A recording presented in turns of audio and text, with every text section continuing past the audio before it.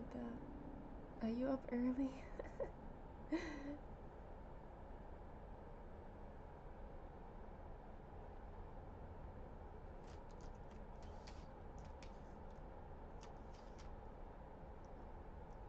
Hi, Alara, you're awake too.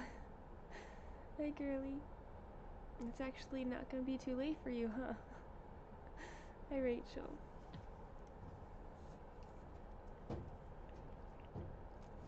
Can you see my puppy's nose? I'm sorry, I can't. You're gonna have to wait.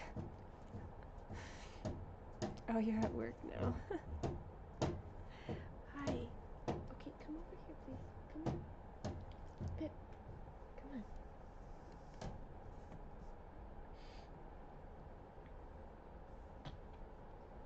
3 days in a row night sleeping. That's good. Pip wants food and I can't. Like, she's gonna have to wait until Kaylin is up.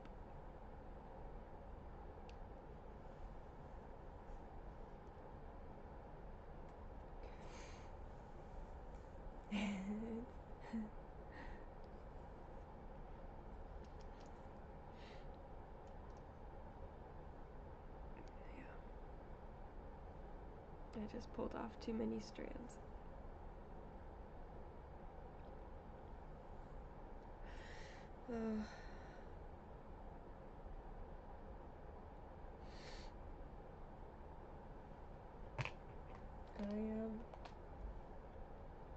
I think I woke up like an hour ago.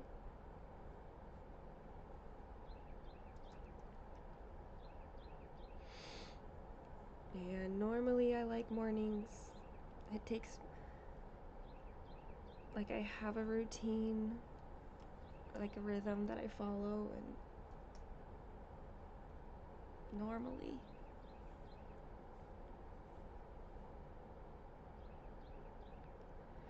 But like I can't do any of it right now.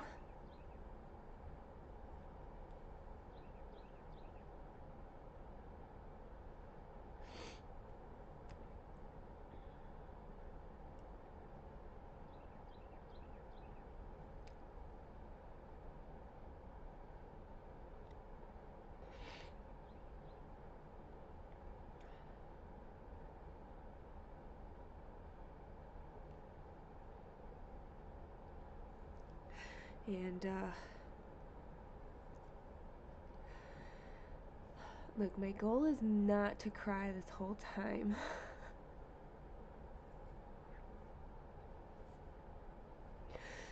But I think mornings are like the hardest right now because, like,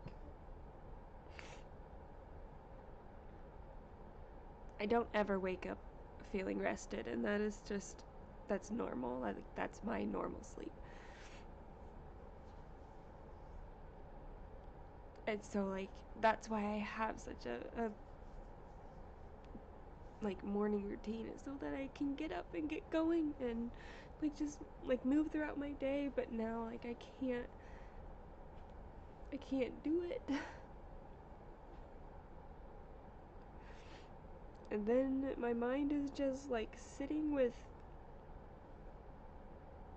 hurting.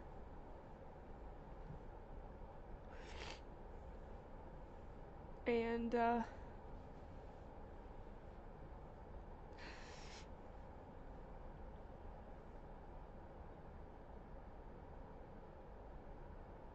like, I didn't want to get up, but I knew that if I didn't get up, then I was just gonna feel worse and worse.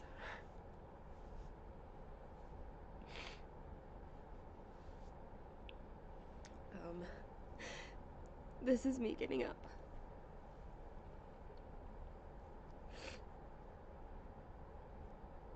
Yes, it's 7:39 for me.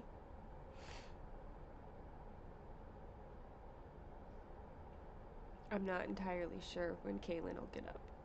It'll be a good couple hours, probably.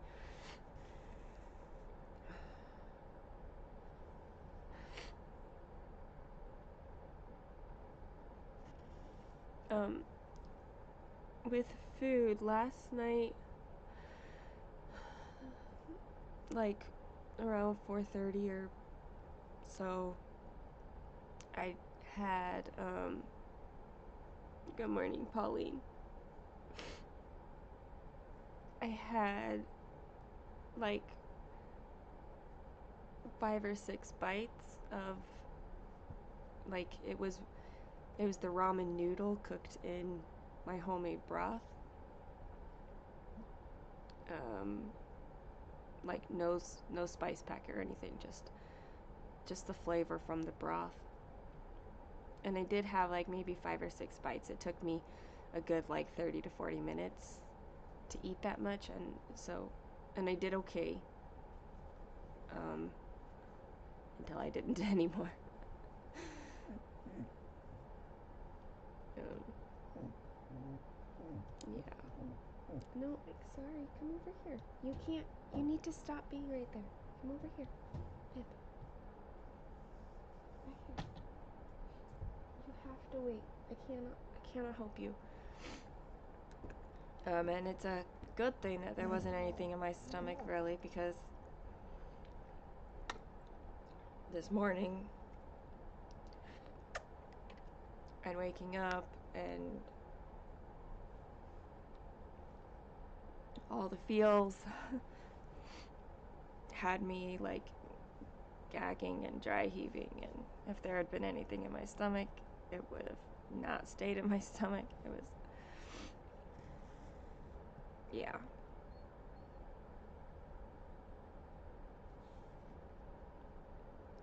But it was something. Like, having that ramen was like, at least I got some bites in. So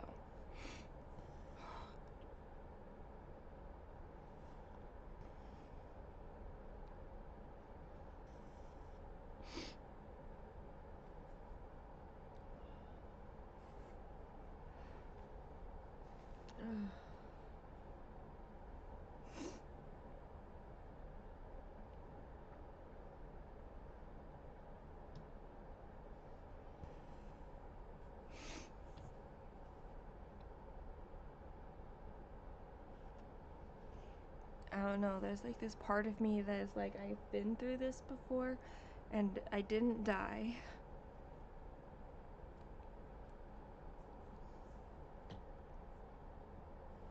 But it was a hell.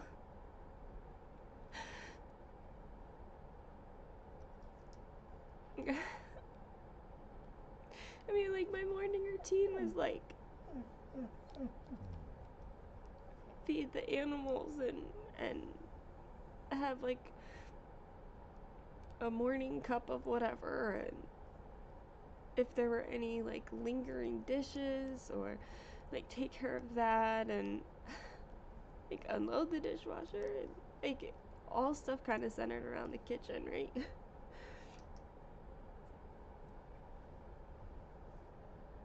And I can't do anything in the kitchen. And nobody else is either.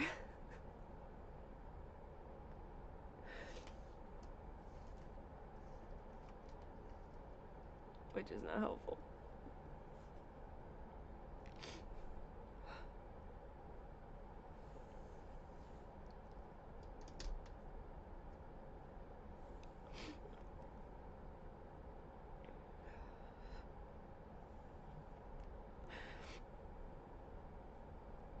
Like, so I know I've gone through this before, and the first time was worse.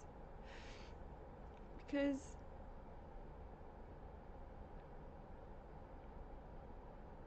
I wasn't as whole as I am now. Which I didn't realize until now, really. Like, the last few days.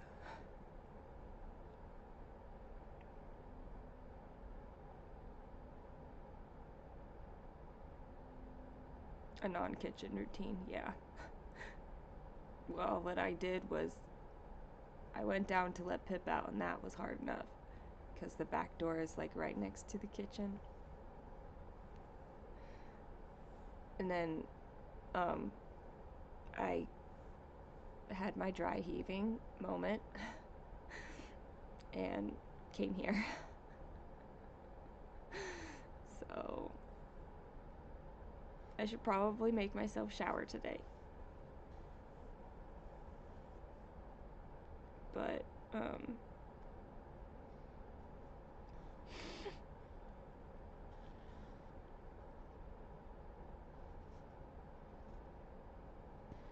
maybe not yet.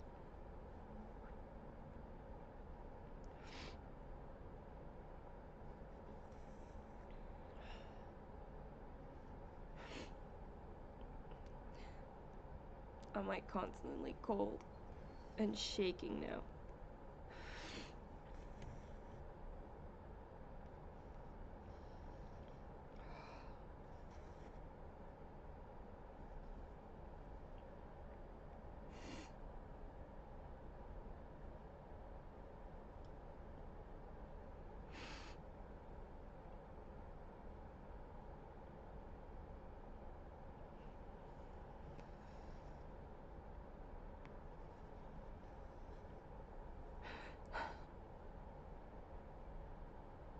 Nice long hot shower zone.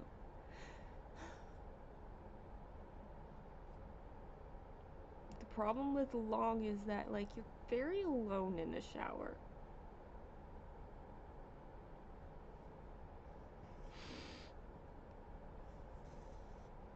Maybe that's a good thing, I don't know.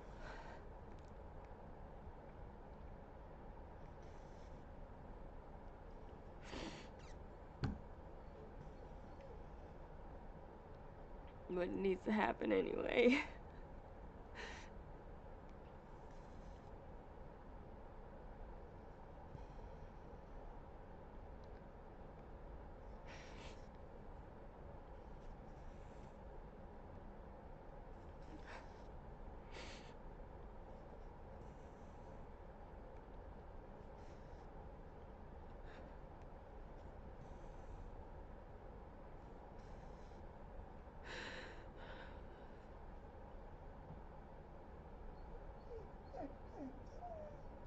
You know, if you're crying, you can't see your stitches, right? Not on 28 count.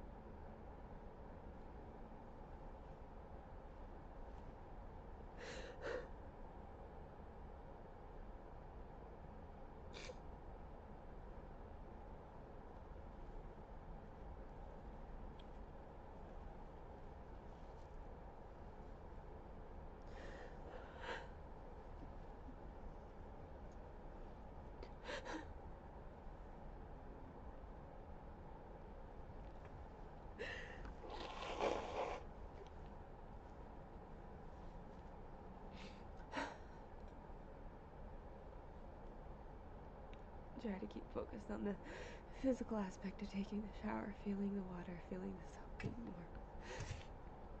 Very focused on the outside. We'll try.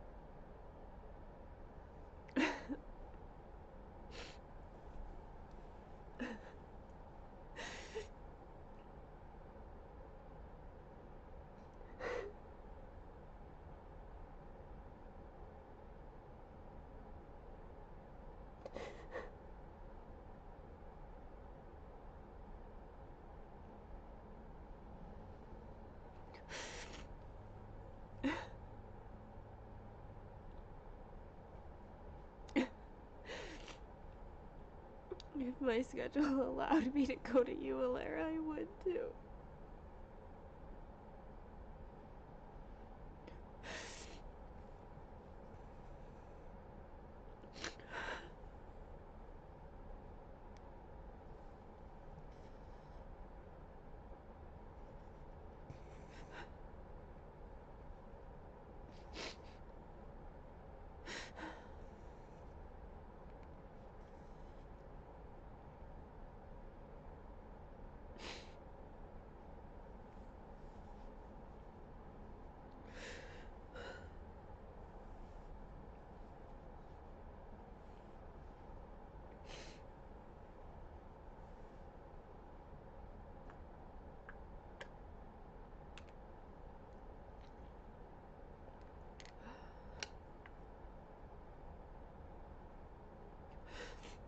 welcome to the ASMR Stitch and Me, where we listen to me cry.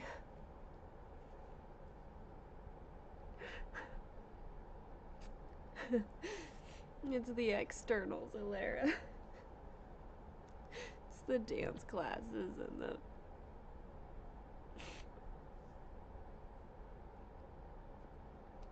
chorale practicing and mostly that. You need to shower too, Celia.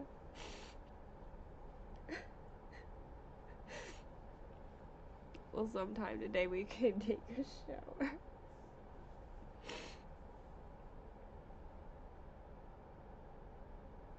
Hi, Angela.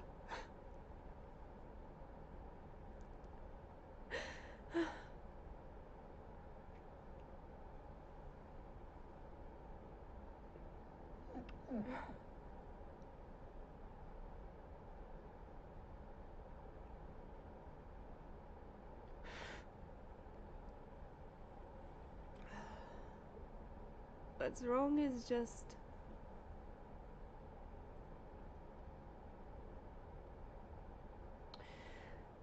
somebody has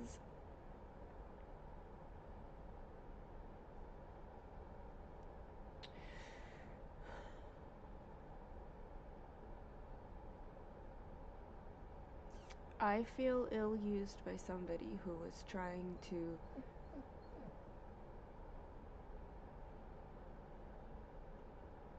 find their way in life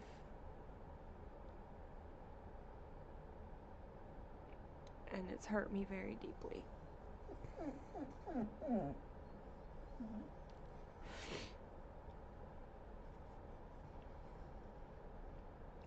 So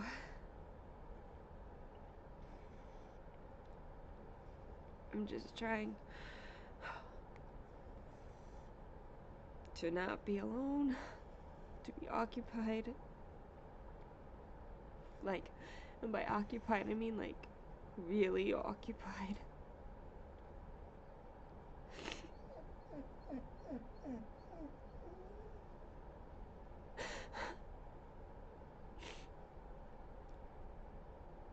Look, and the thing is, Alara,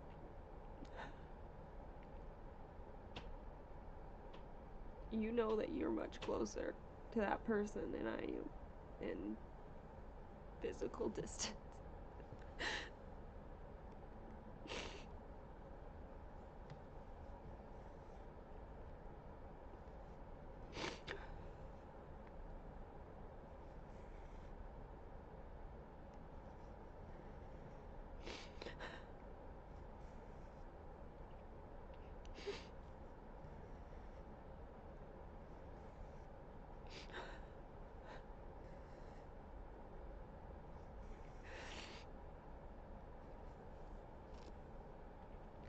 I can't.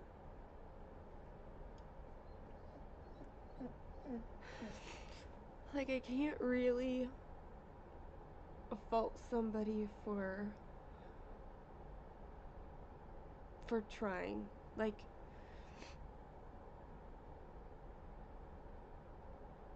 to trying to find their own authenticity and what they need in their lives.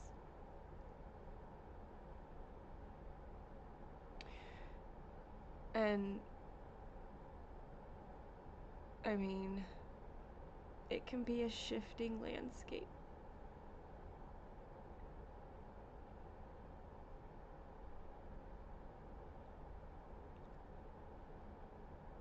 But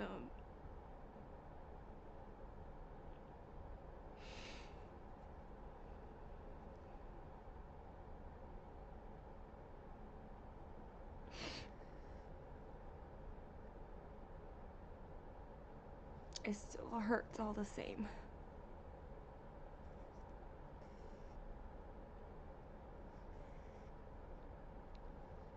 And I will for a while.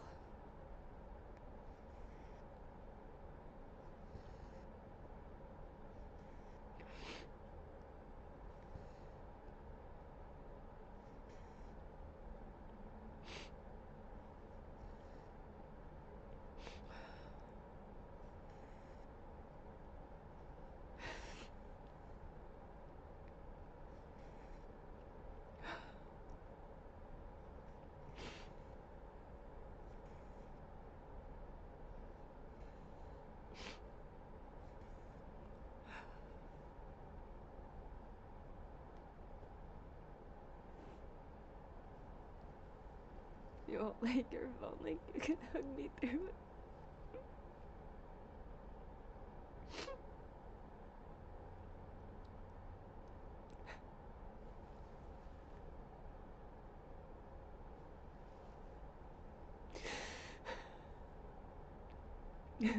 Thank you.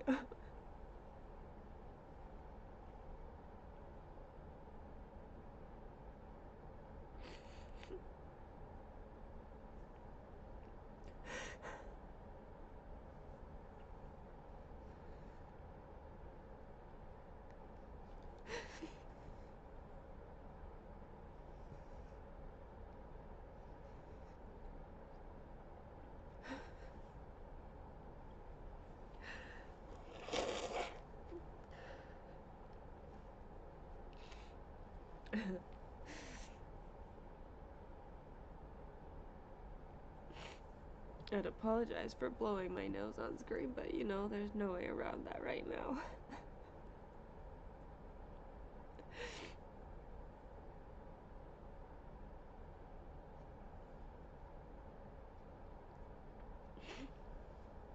Thank you, Dymphia.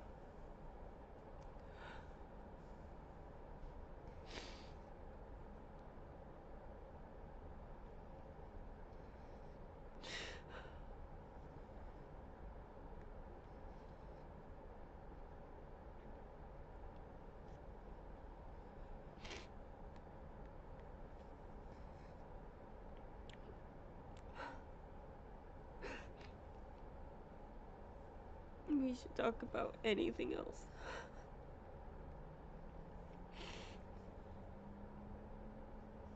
Well, maybe not anything else. I think food is not a good topic to talk about right now.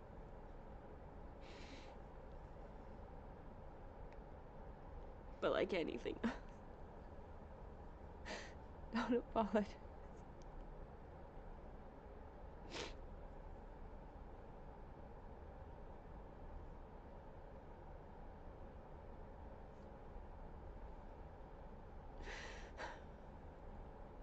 I think this is grief crying. I think that's what this one is. Like, I've cried before with, like, my hurt. I don't know, for, like, different reasons. For, like, the sadness for being ill-used. But now it's...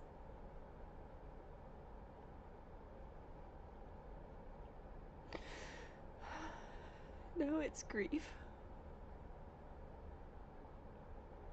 Is grief supposed to follow the anger? Because that was yesterday.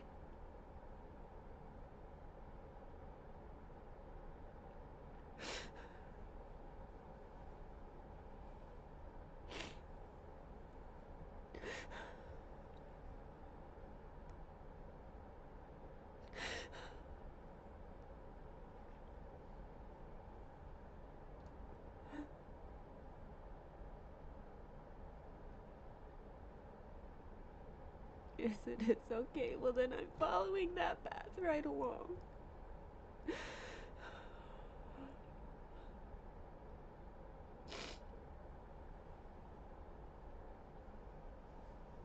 I'm sure it all comes and goes.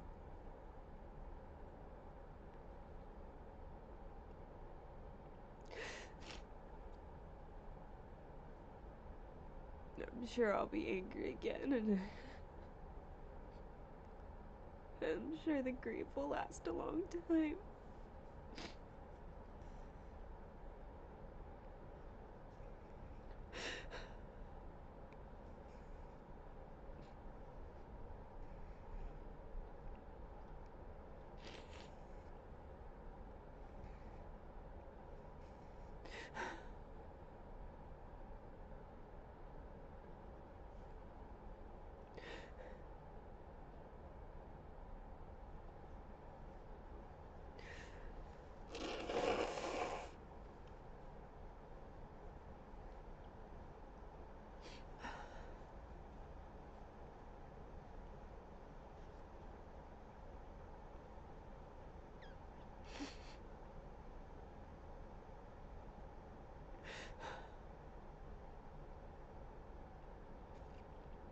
It is a good thing. I do recognize that.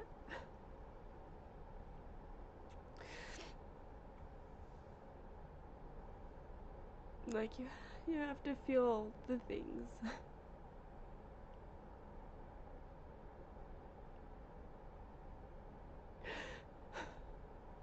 Next is restructuring and working through. Well,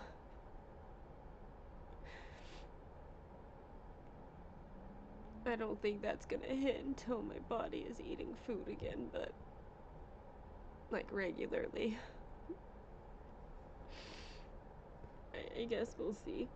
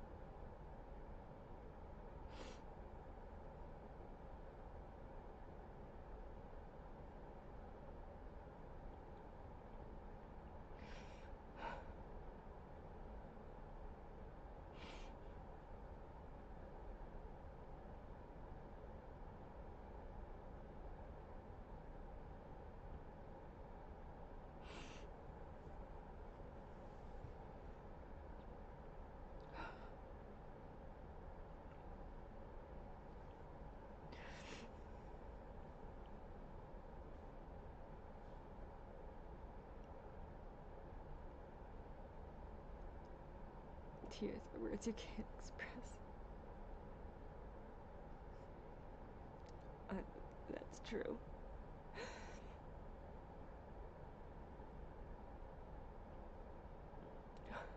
Our emotions are a different part of our brain than our words.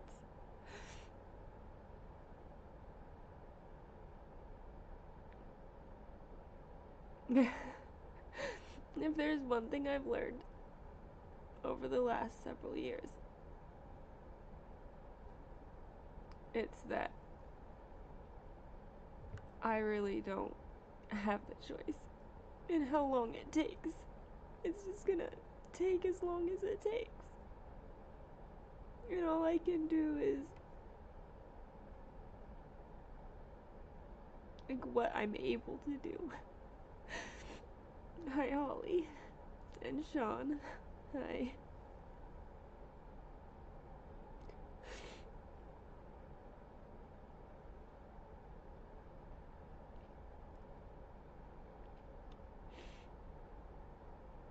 You know, Holly,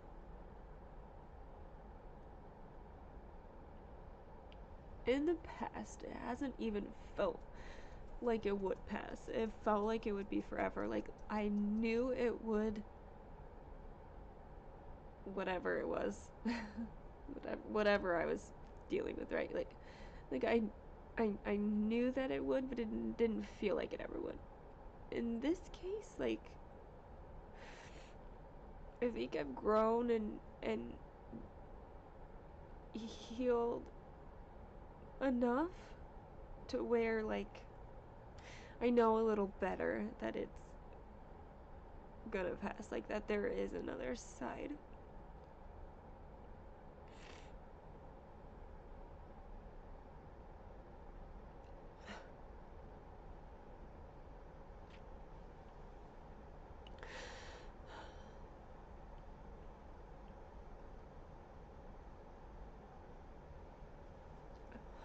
I don't know that it help stirring in a way. Like, it kind of helps knowing.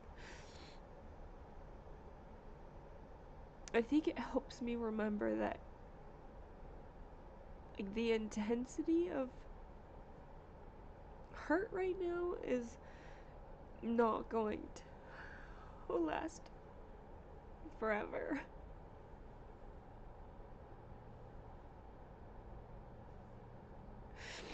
I think that's what helps.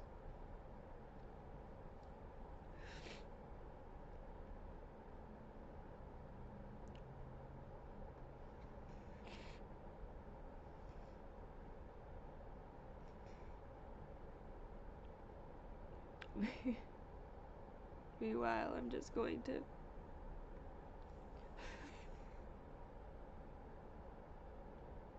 like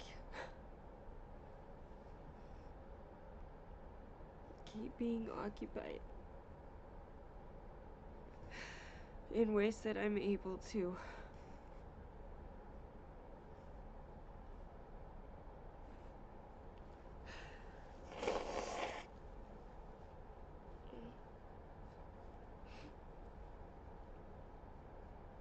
Like, I have no energy, but I can still stitch.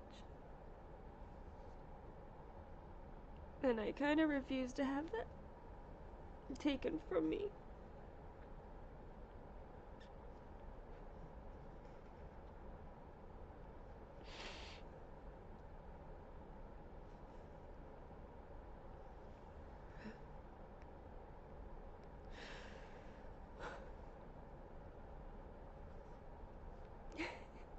Angelina, thank you.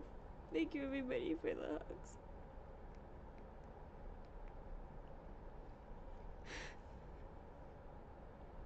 I really would be hugging everybody if we were in person.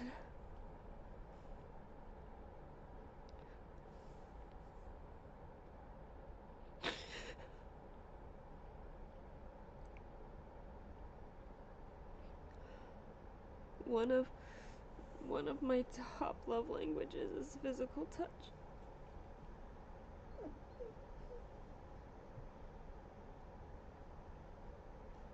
And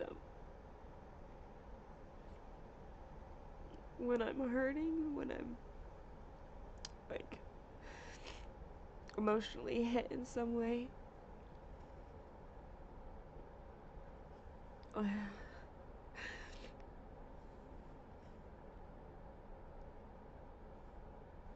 having something like a hug or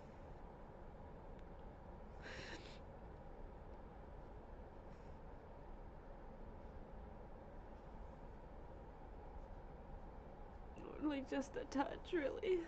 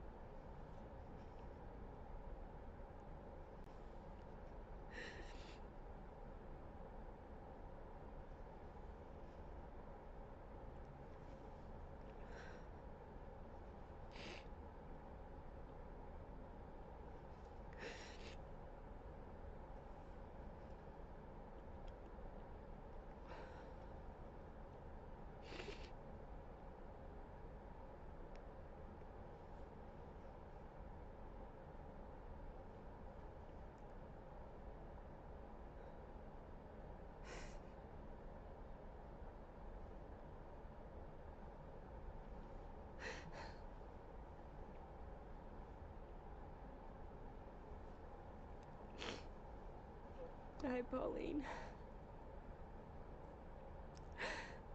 Thank you. Thank you for the hugs.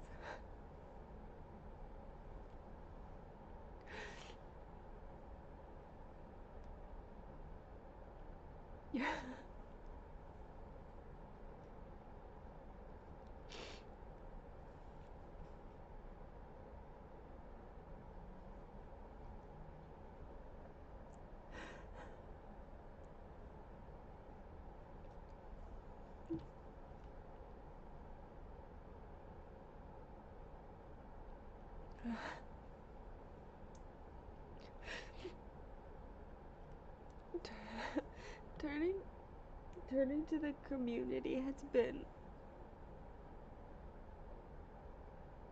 like everything. It's been amazing. Hi, Naomi.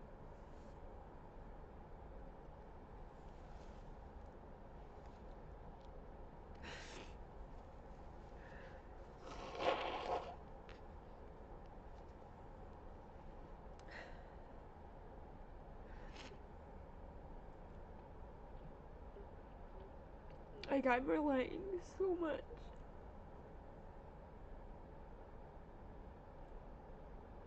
on all of you. Like, when I say my people, like,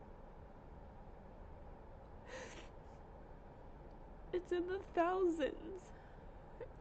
Like, I'm not even sure I've ever had, like, a dozen in my life.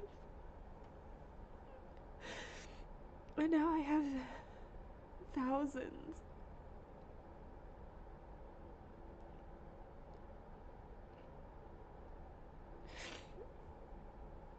Like, somehow that's happened.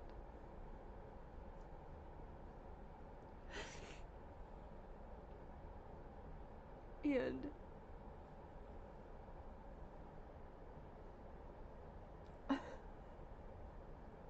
like, if there's one thing that I could give back to everybody at this time, it would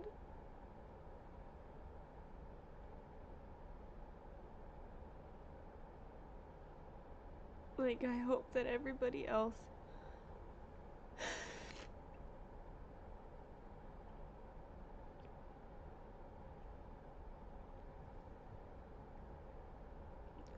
like,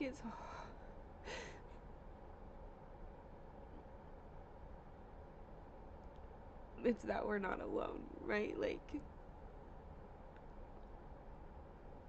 I mean,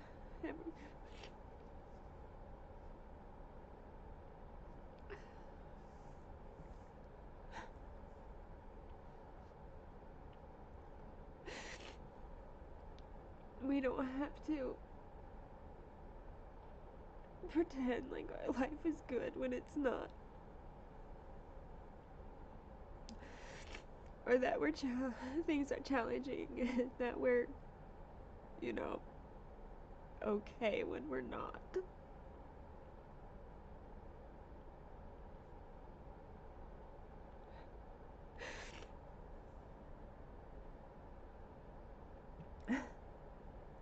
You know you're coming through the other side when you start to miss the pain.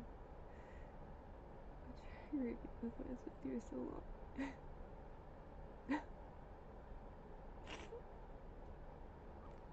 That's true. I've also found it interesting that,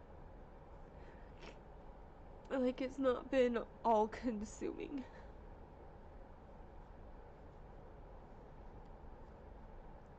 Last time, when I broke the first time, it felt so broken. This time, it doesn't quite feel like that. My body's still reacting like that a bit, but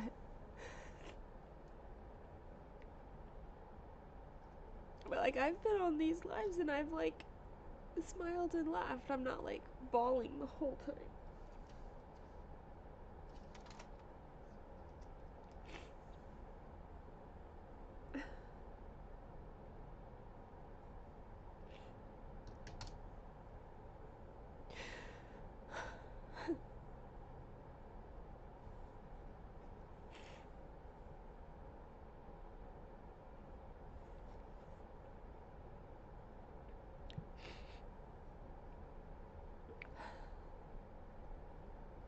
You guys are all here, Dymphia. I know.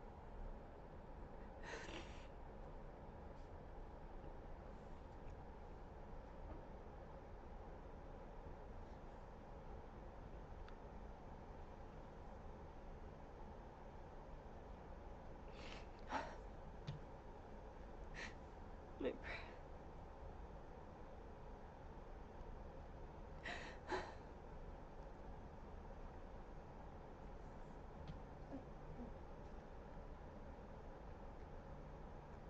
a lot of people will recommend, like, okay, this is gonna be weird, but I have a shirt on underneath the sweatshirt, but this sweatshirt gets really, really warm. I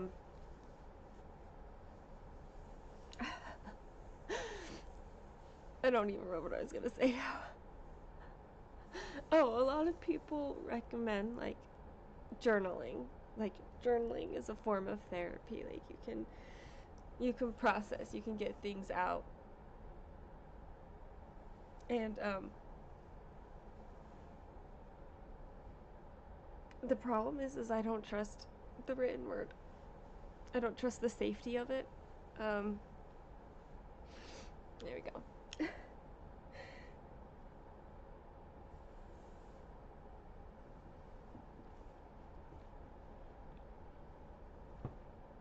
Because of something that's happened in the past. Multiple somethings, but anyway, I don't trust it. So it may help, but it won't really help if I'm not really gonna commit, right?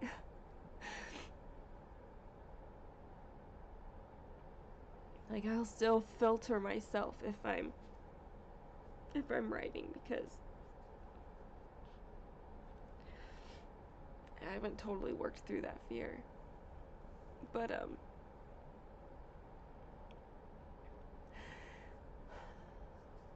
But this has never been not safe for me.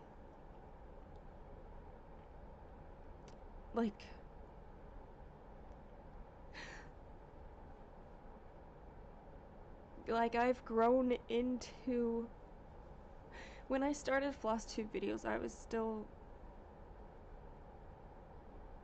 learning like who I was and leaning into myself, and I grew into that more and more. And I feel like the first time that I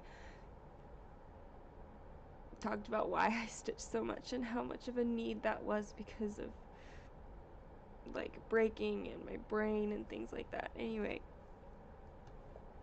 like I feel like that was kind of the point in which I realized that I was able to be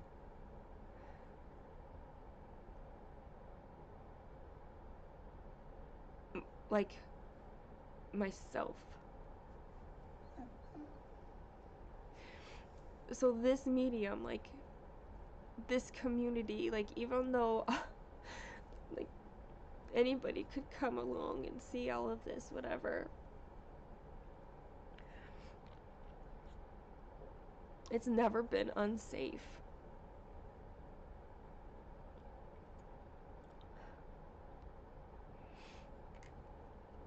And so I can like talk and I can share and I can cry.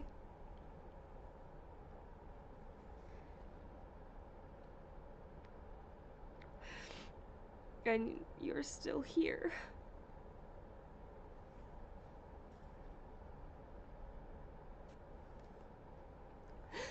Rachel, that might be a good idea. I should pull it up on my phone. It's up, it's a tab on my phone. Would you rather that? It's probably a good idea today. Otherwise, I'm literally gonna be crying this whole time.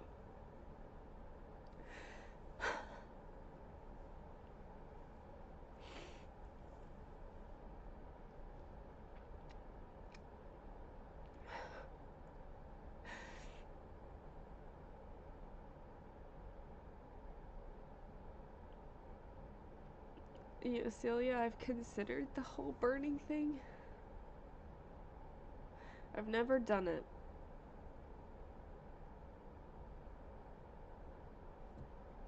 There is something that I probably need to work through also in doing so.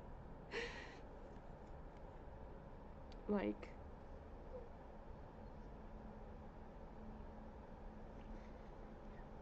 I don't know. Even, I don't know. I've got some problems.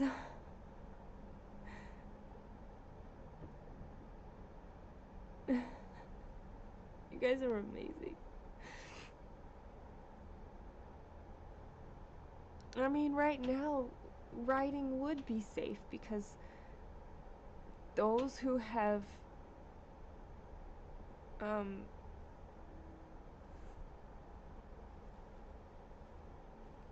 violated that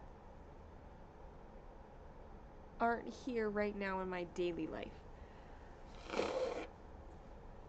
They are still within my life in some capacity, but not like my daily life.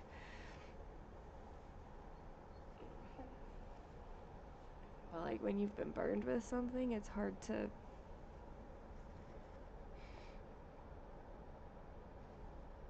I don't know, it's hard to.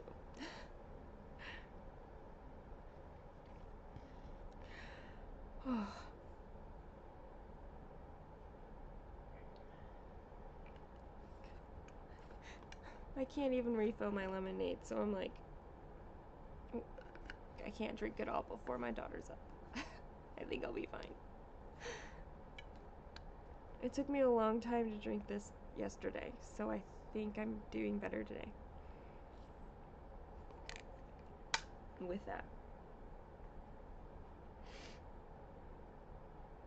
Okay. Oh yeah, would you rather? I'll have to remember, it's been a while. I'm sure I'll figure out which question we were on.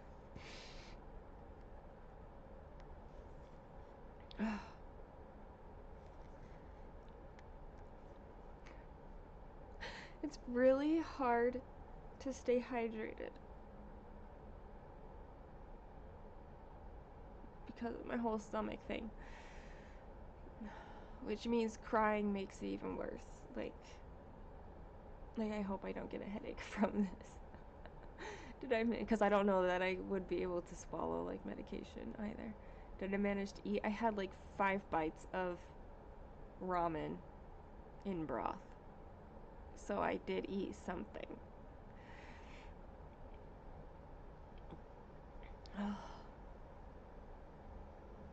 That's as far as I've gotten with food.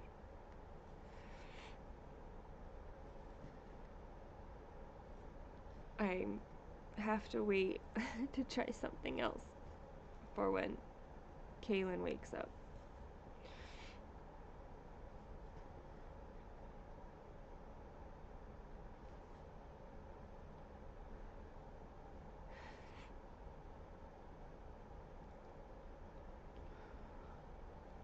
Pedialyte. I had like meal replacement shakes last time, but like I have to get to the store and like send in Kaylin, like, please go buy these things.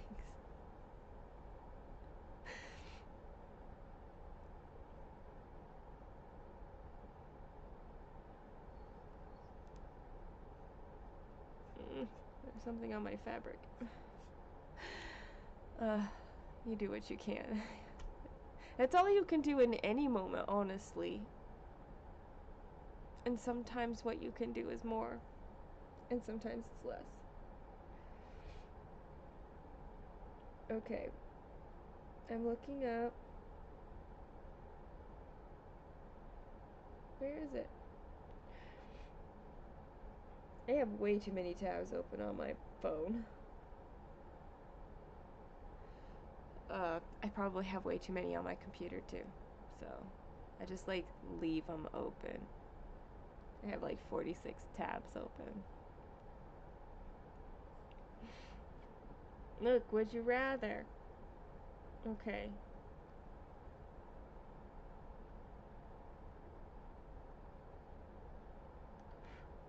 I remember this one.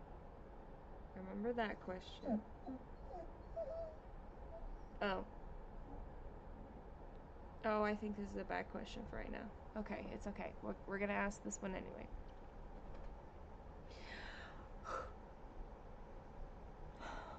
How long has it been? Almost an hour. I've just been crying for the last 50 minutes. Okay, we're good. Oh, she'll do it for me because she's awesome. She's so sweet.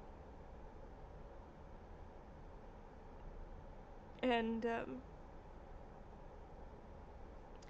And it's like this balance because like I need her to do these extra things right now, but like in between she's getting a lot of free time. Um, a lot of yeah. So yeah. She's gonna be gone for several hours today though. It's Monday and she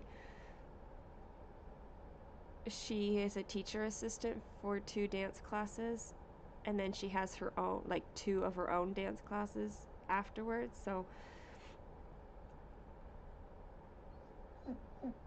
normally during that time, like, see, here's another routine. Like, I drop her off and then I go to the grocery store. I take care of all the groceries. I feed the pets. I get myself dinner, and then like I settle in and stitch usually until I need to pick her up. Maybe I have some other things to do, but now I'm like gonna drop her off and then go straight back to stitching because, and probably live streaming just to, because I can't go into the grocery store, I can't get myself dinner, can't feed my pets. Well, I will feed them if I have to, but it'll be, it'll be a challenge.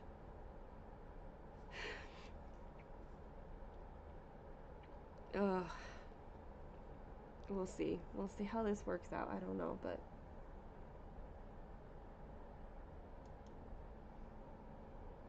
man.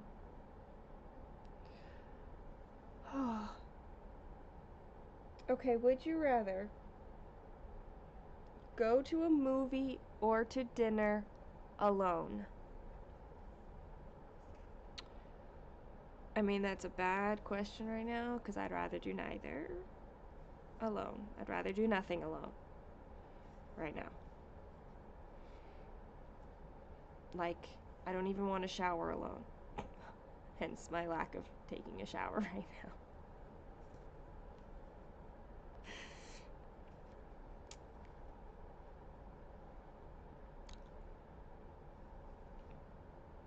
But maybe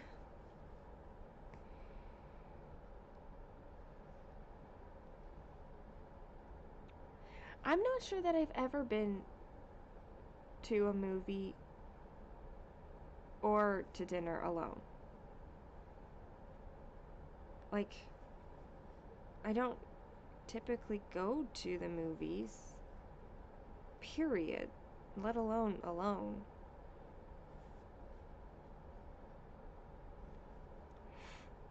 You've been to the movies alone and it wasn't a good time, so dinner. Eating alone is wonderful. I don't know. I mean, I probably have eaten, like, on a trip or something. I probably have, but and I'll get back to this routine once I feel better. It's true. Like, it's there, it's waiting for me, like, it's established, it works for me. Good morning, Alicia. Can you do both? I mean, would you rather is supposed to be like one or the other, but you can do whatever you like. You can go to dinner and a movie on the same evening by yourself, right?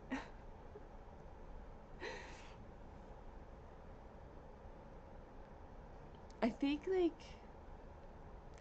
there's a certain amount of alone time I need, but the bigger need is that it's,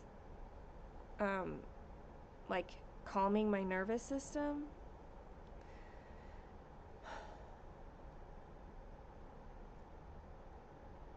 You don't like the options.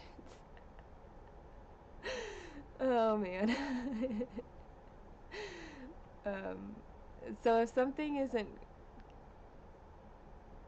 going to the movies alone wouldn't do much for me because, like, it would be more stimulating, not helpful for my nervous system. Going to dinner alone, that could also be the same, especially if I'm alone. Like, I would have to be aware of everything. Like, there's nobody else to help be aware. with me. If that makes sense. I don't know if it makes sense. I hope it does. You do either alone, but you'd rather do a movie alone because it can be less social, more solid. That's true. That's one of the reasons, Sean, why I don't like going to movies as like a date. I despise going to a movie as a date. Unless it's like very rare compared to any other date idea. Because it's like, are you taking me here because you don't want to talk? Because you can't interact with me?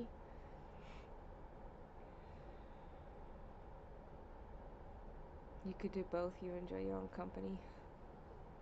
I've been learning to enjoy my own company, but I've also learned that I'm a bit extroverted, maybe more than a bit extroverted. It was hidden because of my like overstimulated nervous system and trauma reactions, but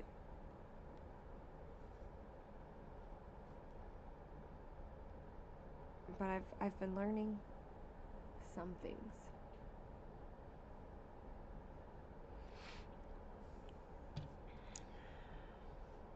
Pip, your bum is right here. Hi.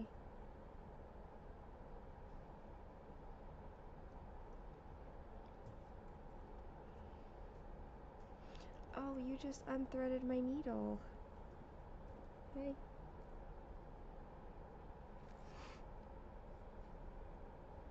I could take a good book. I do like reading.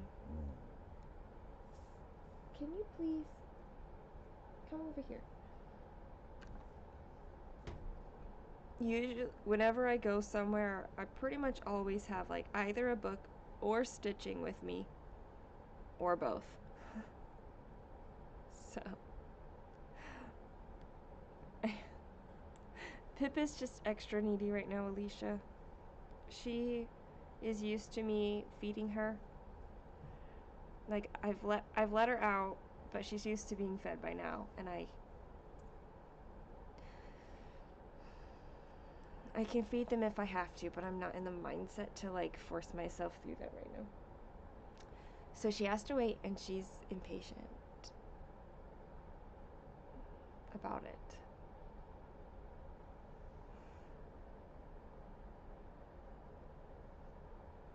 Thank you, Holly. Have a good day. I'll be around. I will. Ridiculously be around. We'll see if you guys get tired of me, right? That's what this will be. Okay.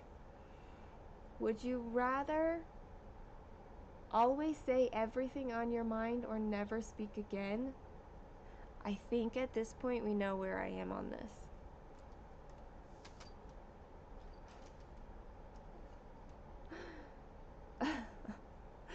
I think that it would be a bad idea to speak everything on my mind, because a lot of things go through my mind. It's more the extreme quantities of what goes through my mind, not necessarily that like they're bad things that go through my mind.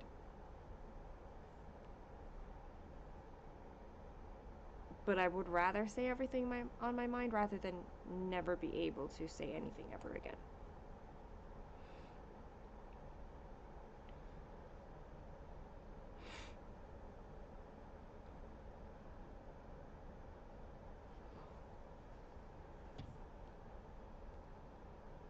Most of your whips are way too big to take with. Yeah, I have been really liking.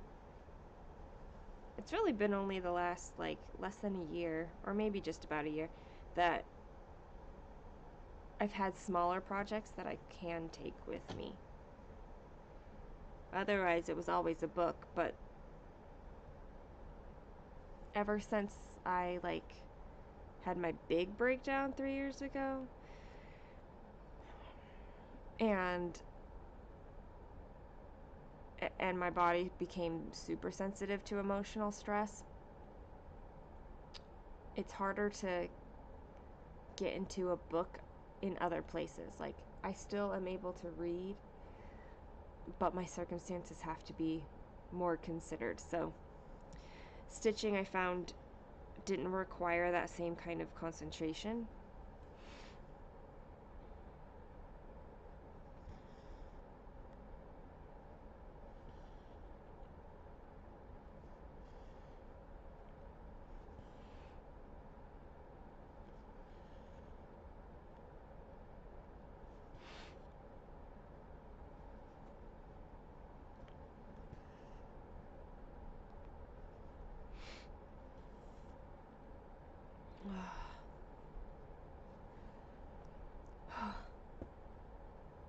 Why does crying take so much energy?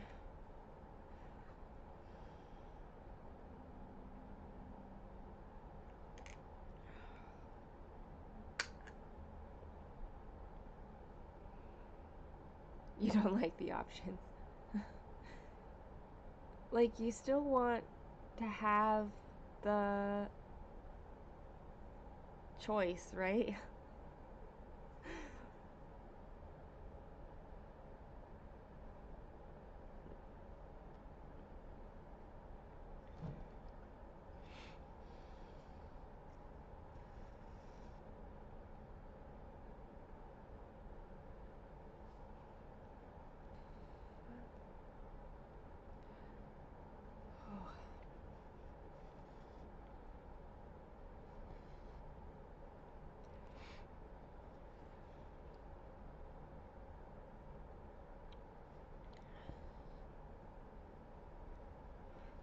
The question, Samantha, was, would you rather say, like, have to say everything that was on your mind, or never say anything again?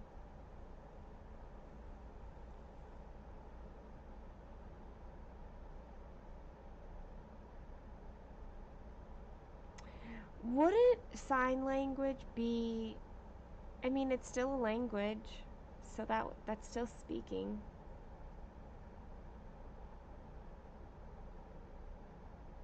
So that's a good question. Like, are we talking about just our voice? Or are mediums like texting, writing, and sign language part of it?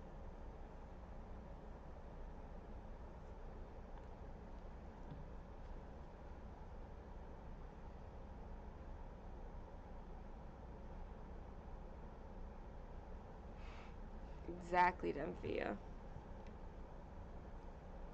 Anything on your mind, you kind of do that now. Yeah, like I do that now. I have a filter, like, for my, like, who the kind of person I want to be.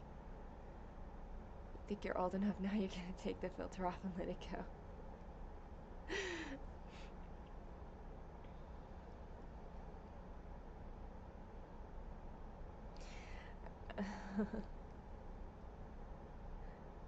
I know sometimes these would you rather questions are debatable in some of the specifics. Like, is speaking the same thing as no communication? Is that what they mean? I suppose they're meant for the conversation starters, so we definitely do that.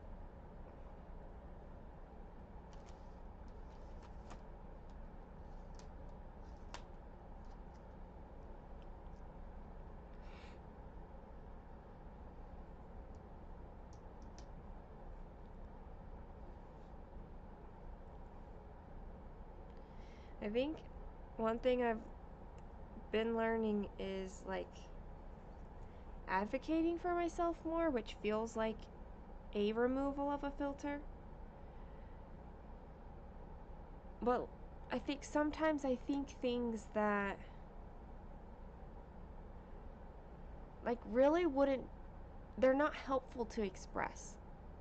Like, they don't help me with processing, or they wouldn't help somebody else either. Like it would be damaging. for all parties. So that's kind of where I don't like to. I'm still kind of learning. I'm still learning how I can, like, where's that line between what's good for me and what is not good for me is really more what it is. Last year when you stood up for yourself against your mom, you kind of stopped just keeping everything in. That's good. I still haven't totally done that one yet, but high energy lady.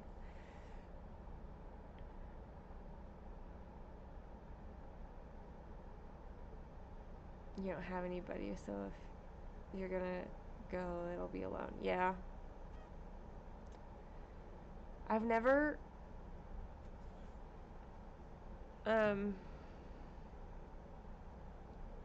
it's been a while since I rarely have somebody in my daily, like, in-person life that I can just go and do something. I guess I specifically mean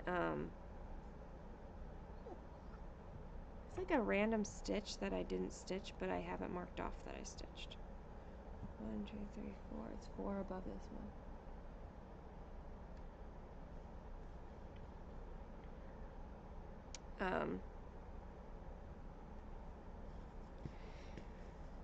Like, it's one thing to have, like, a spouse, and I think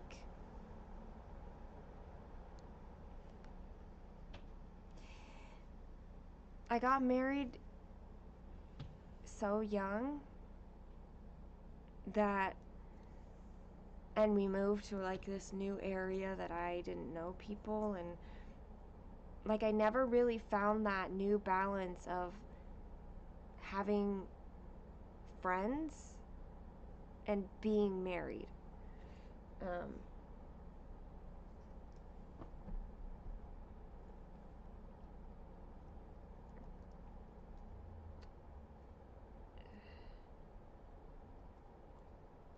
So I don't often have somebody,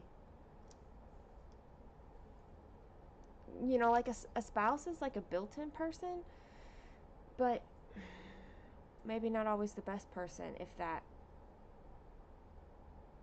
falls. Like, if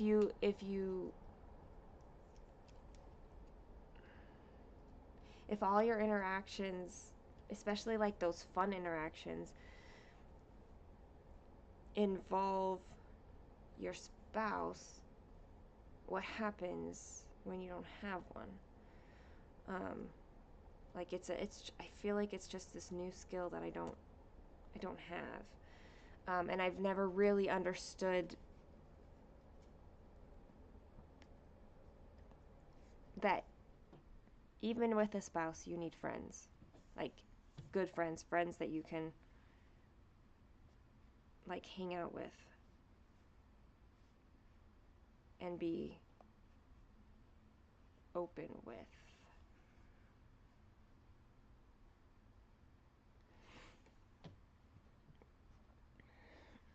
And I'm trying to recall why I said that. Oh, girly, it was your comment.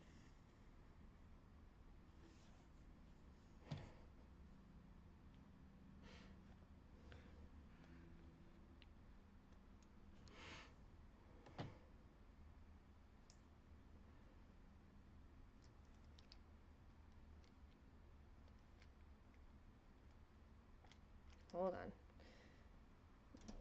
Pull up the next question.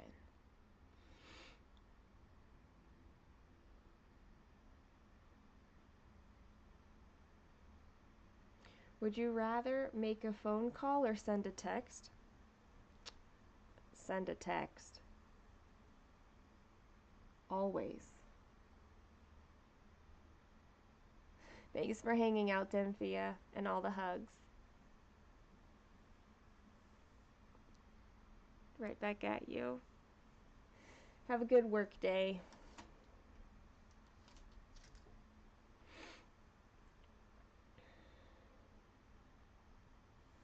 As much as I like to talk to people, I'd rather send a text.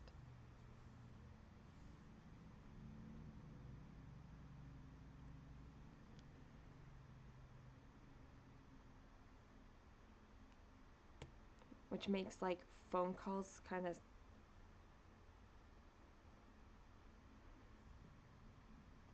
I don't know.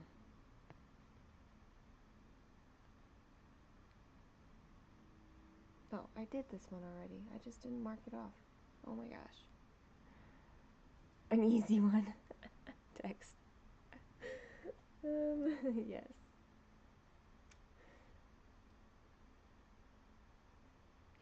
I know most of them aren't so easy. Send a text, that one's easy.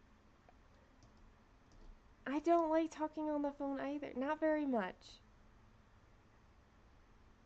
And so, like, when something happens where, like, if you have to cancel a service by calling in, like, I'm gonna pay extra for that service for months because I have to call. Like, I can't send an email. I can't write a letter. I have to call. It's not that I can't call, I just don't like doing it at all.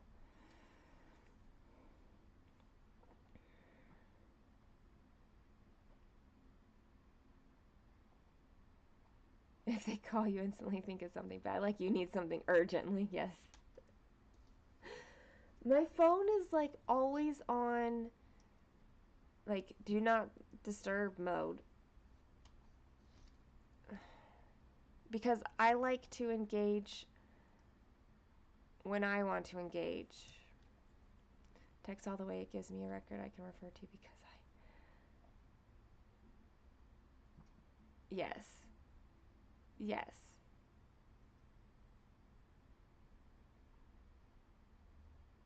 Your memories are visual, not oral. Yes, Alara. I. Mhm. Mhm. Which is part of the problem right now is I see the words.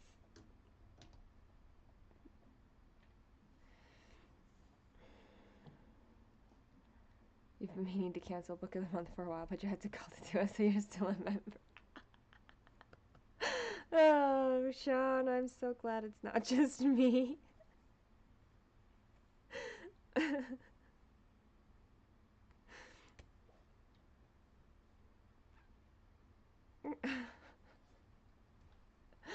Oh gosh. Yeah.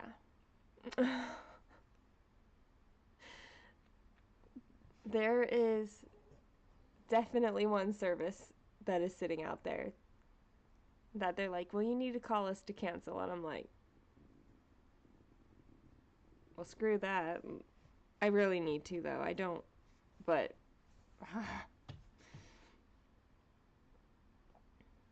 One day I will. I think it's one thing to call to schedule a service, and it's another thing to have to call to cancel it. Like, how hard can it be? Like, this is me, please cancel.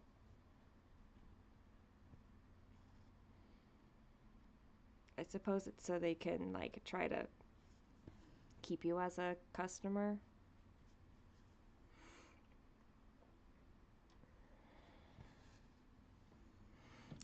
Longer, anyway. I went to cancel something online, like a streaming service, and they were like, don't go, we'll give you an extra month free. And I'm like, sure, I don't know if that'll use you in that month, but why not? They want to try to, yes, they want to be able, exactly. I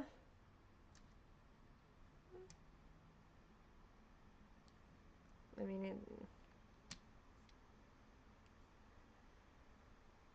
and once I finally call, I'll be able to face like the nope, nope, nope, just cancel it. Like, you're not going to. Book of the Month doesn't sound like a worse service to be stuck with. You can just cancel your card rather than cancel at the service. I like that way of thinking, Rachel. Oh gosh.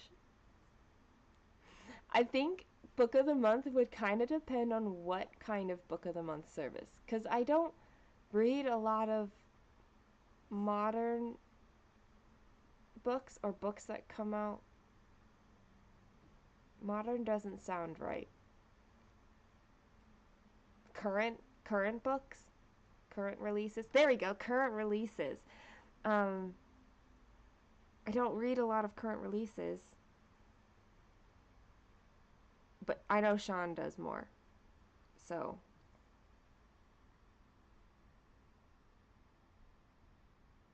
like, I have a good library. Like, my personal home library is good. I don't really need more books for a while.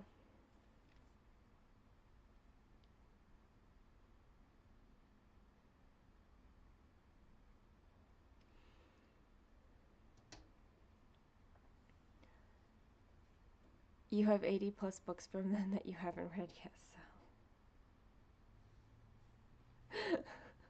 And until you call, you're just gonna get more. Yeah. Yeah.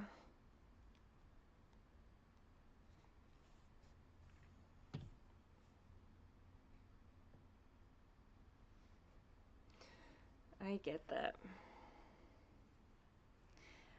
I go through moods with my books just like I do with my stitching. Like, you know, you want to finish all the things and work through all the things, but you also want to get all the things and start all the things. Hi, Sonia. Could you resell the ones you don't like or are uninterested in?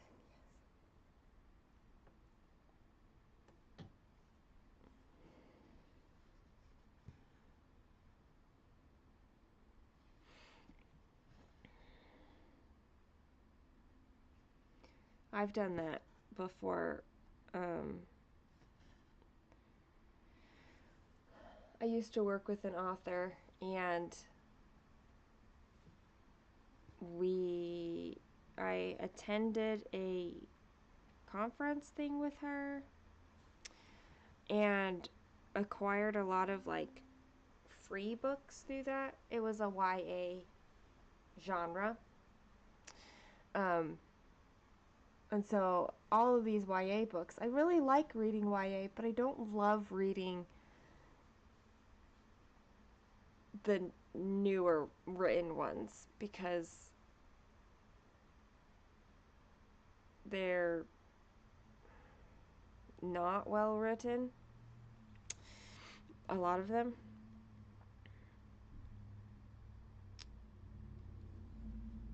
And so, like, I've slowly whittled down, like, over the years.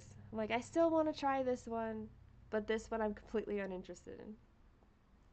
It's an easy choice then to get it off my shelves. You're starting to go through and set aside ones for donation that you're no longer interested in. Yeah. Like, if you know what is worth your time to read and you can flip through and you're like, that's not going to be it, then it's okay to let it go and to give yourself more space for the things that will serve you now.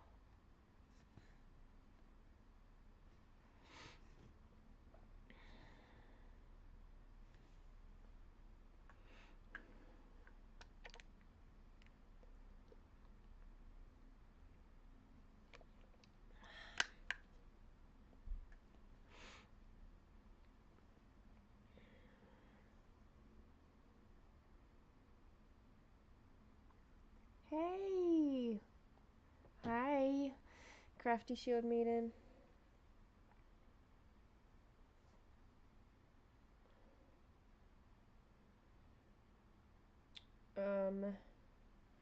Would you rather read an awesome book or watch a good movie? Why is it an awesome book but only a good movie?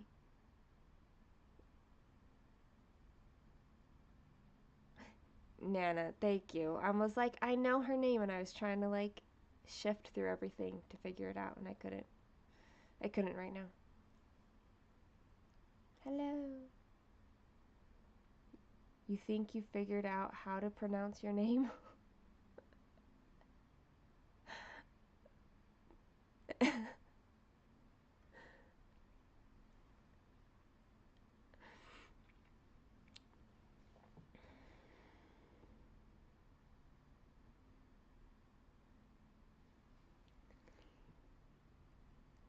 I'd rather read a great book than watch a, a movie.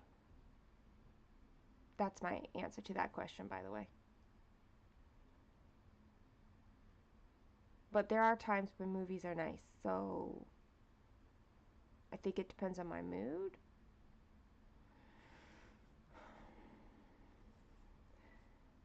The A from father, Nana, like that.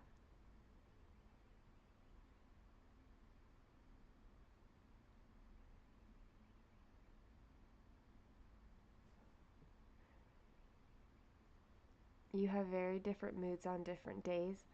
Yes.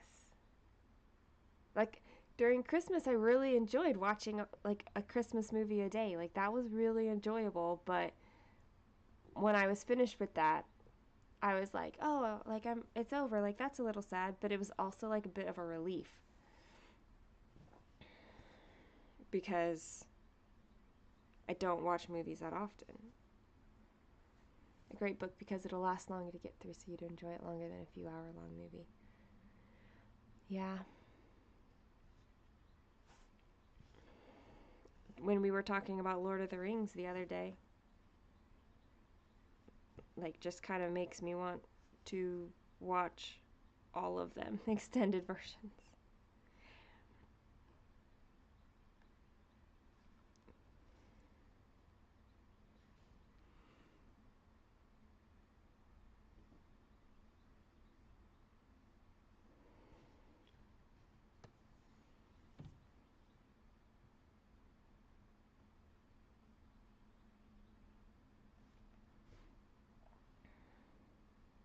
Ooh, Les Mis, like the unabridged version.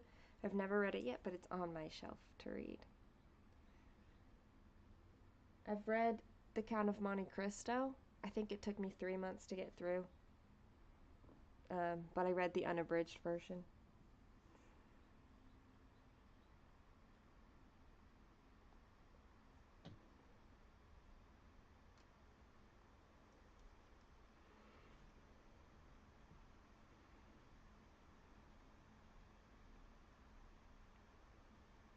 You have a great book from a Norwegian writer that really stuck with me the last time I read it. That's nice.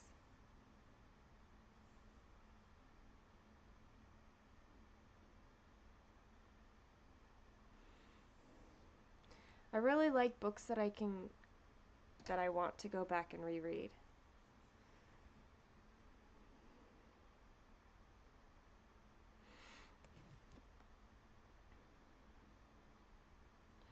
Like if I read a book from my shelves that I haven't read before, and I'm like, I don't think that I'd ever reread this. It's easy for me to like give it away.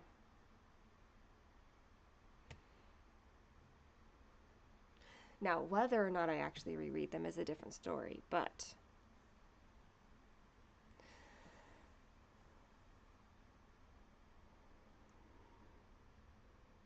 an bridge you really want. Yep. I enjoyed The Count of Monte Cristo.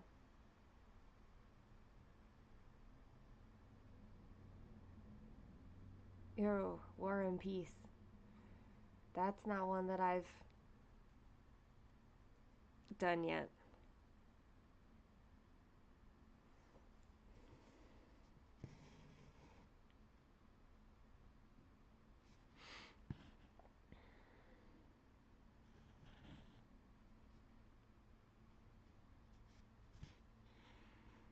March of the Mammoths last year. Is that like where you read a huge book?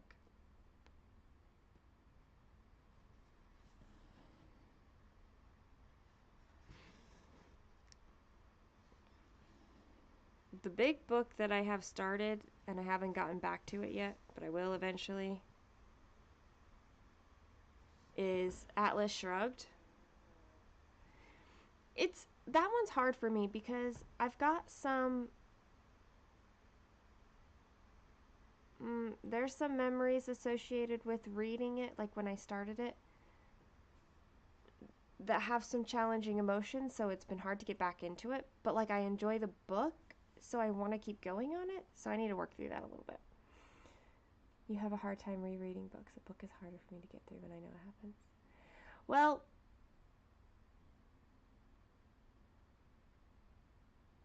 sometimes I reread for comfort. Like I have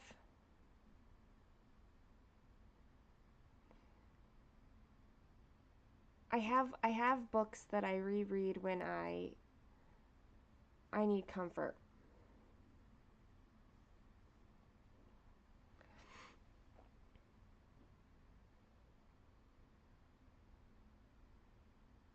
And then I have books that I reread because I'm a different person. Like every time I reread a book, I'm a different person than I was the first time through. And so thoughts that occur to me because of reading it, I'm not usually reading a book just for the storyline. So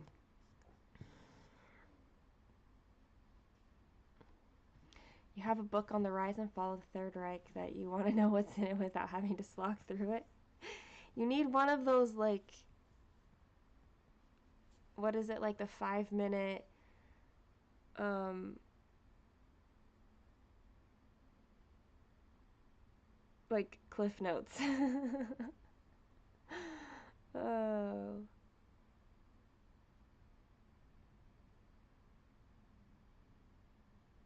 I have not read either of those, Nana.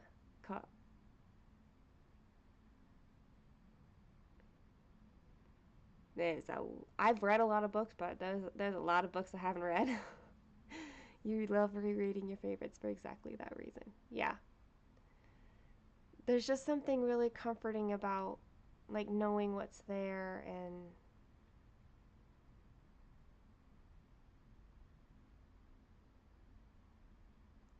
yeah. And sometimes you just need that. The turnaround is usually 10 plus years. C.S. Lewis was a great proponent of, proponent is probably not the right word. He, anyway, he highly, highly recommended rereading often. You can't see me reading H.P. Lovecraft.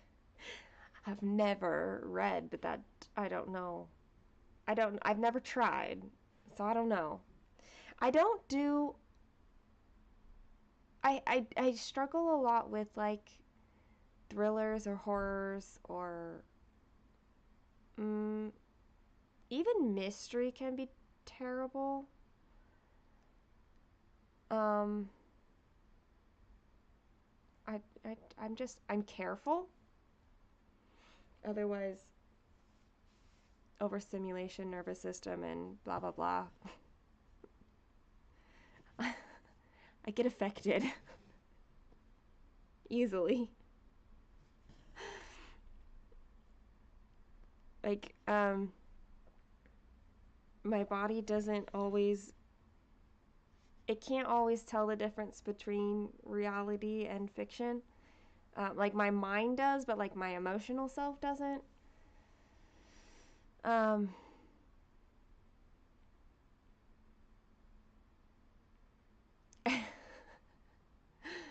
I know, I just know that some authors who tend to have like way out like stuff doesn't, like, not all their books are like that, so I don't know.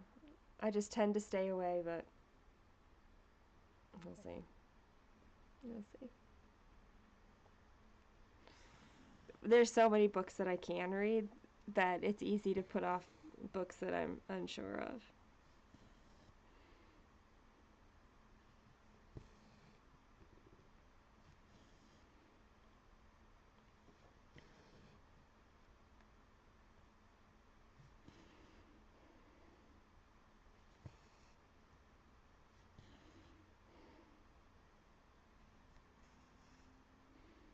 I was listening to a read aloud yesterday and fell asleep. Not because the book was bad or the reading was bad, but like I was listening and I was crocheting, but I got really, really, really cold. I was even under a blanket. I was huddled up and I was in a sweatshirt, but I got really, really cold, and so I like had to huddle under the blanket all the way, and I was like leaning over, and the next thing I know, like they're done reading aloud, and I'm like, huh. I knew the story, so I was like, Kaylin, what did I miss? Like, just catch me up since I've read this book before at least. Um, oops. I was like, sorry if that was just, I'm not trying to be offensive, or like, I was just trying to be warm and I fell asleep. Not a bad thing, because sleep.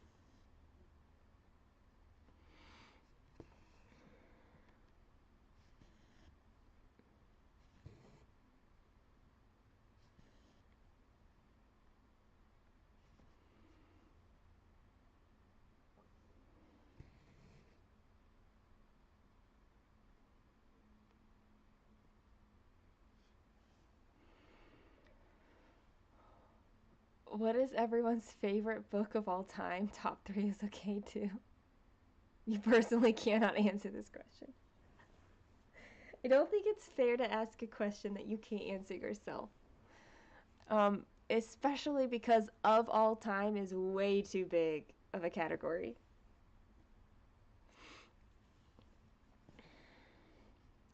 I'm gonna have to think about this.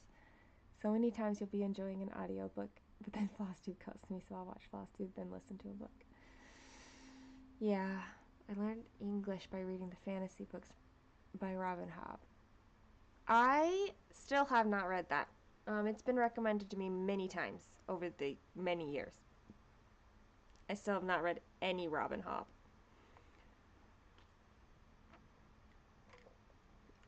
I often listen to audiobooks when I'm like in the car. I will listen to them when exercising sometimes.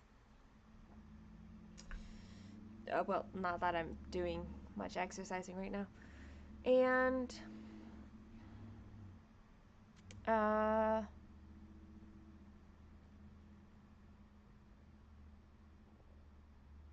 okay, Alara, I read that as Clan of the Care Bear. Oh, the Narnia books are so good. Those are good ones.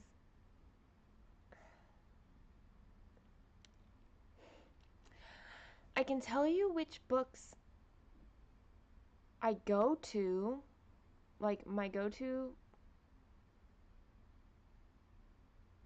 but I'm not sure that I can. I don't know. I really love Robin McKinley as an author, so I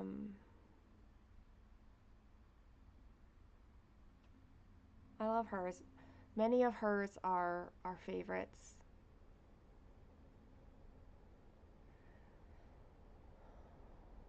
Robin Hobb has so many books. You've fallen behind. I stitch a lot. I get that. Oh gosh.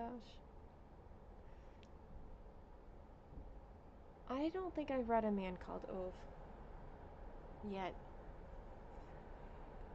Or The Only Plane in the Sky, Lonesome Dove, Project Hail Mary. Yeah. See, I've not read any of those.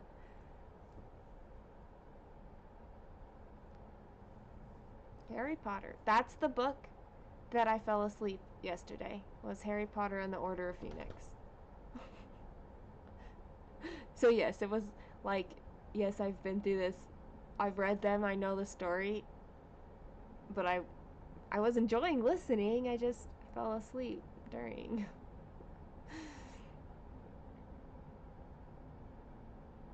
Narnia.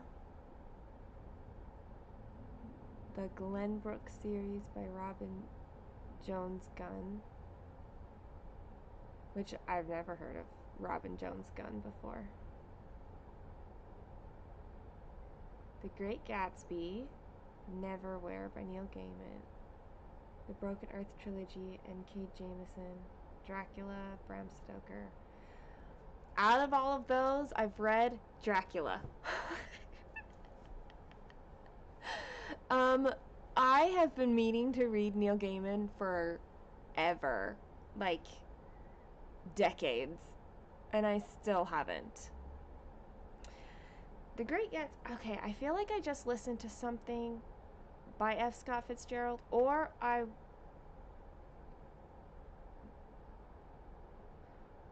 read something that referenced him. I'm trying to remember.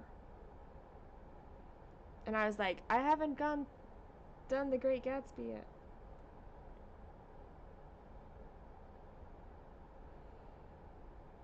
Let's see here.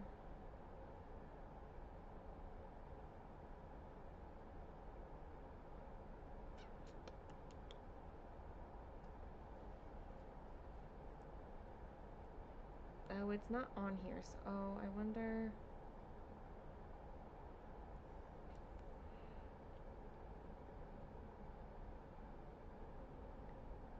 $40? Whoa. That is a lot of books. You don't really read? Okay. The Black Swan by Mercedes Lackey is probably your favorite standalone book. I don't really read books anymore since you play Dungeons and Dragons, so I kind of make up my own story. Oh, that's fun.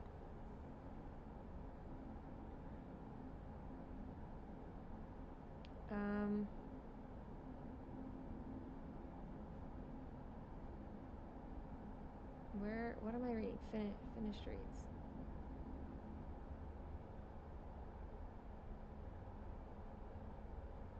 I feel like I'm making this up about F. Scott. Oh, I know what it was with F. Scott Fitzgerald. It was not a book that I read. I'm currently reading a book called The 21 Balloons to Kaylin. And in like the foreword or introduction or whatever it was, he said that when it was like all set to publish, his editor or publisher or whatever, like they came to him and they said, like they made him aware of a book of F. Scott Fitzgerald that was very similar. And he went and he read it and was like horrified at how similar their plots was, but he's like, I had never read it before, like, but I think there had been something happening at that time span that like got both of their ideas going. He's like, I can't explain why we came out with the same story. Basically the same story. Okay, that's what it was. So I still haven't read any F. Scott Fitzgerald. I just that's what I'm remembering. Wheel of Time, Robert Jordan. I think I only made it into like book 4 or 5 of that series, of the Wheel of Time series.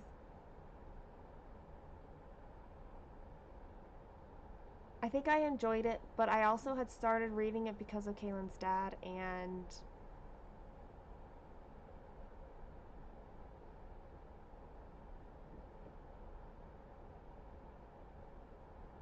I haven't gone back.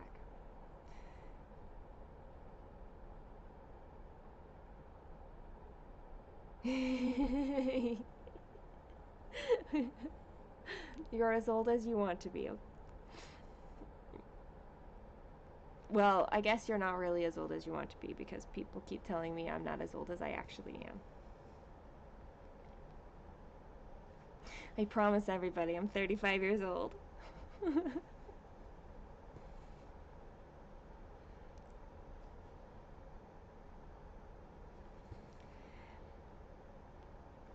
I feel like I still haven't answered this question of like favorite books.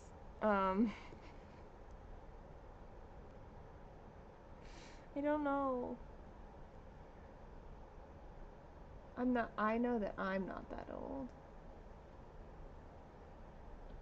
But I'm older than, like, I don't know, people still want to age me into, like, the teens or the 20s, like, early 20s.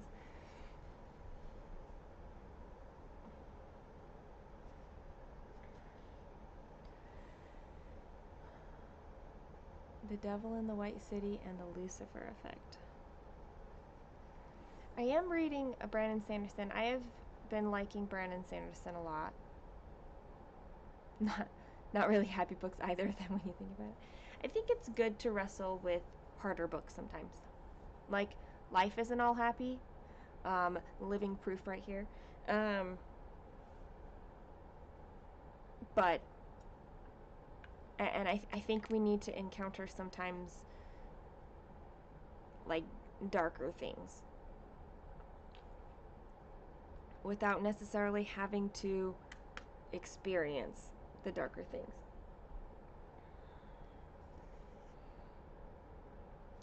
Maybe some people can just do that more than others, which is true in real life too. Like, I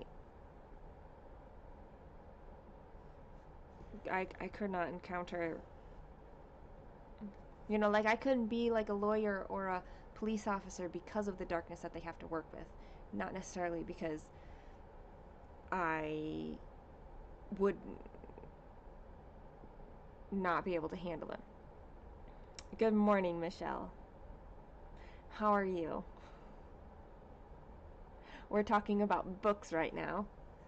Alicia asked about favorite books of all time, and it was a very rude question. No, it was. It's a hard question to ask. I think The Body Keeps the Score is one of the most influential recent books that I've read.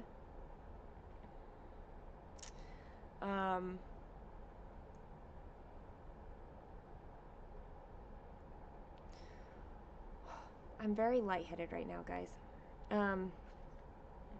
That's all. I'm saying that. You know that question about if you'd rather say everything that's on your mind? I think that's why things like that pop out, like, ooh.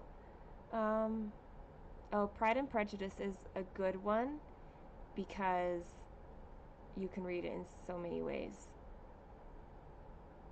So many themes. Oh, getting ready for your massage therapy. Hopefully your hip can feel better too. Yay.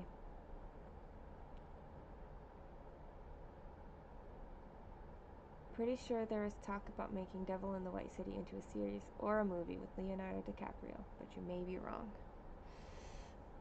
Oh.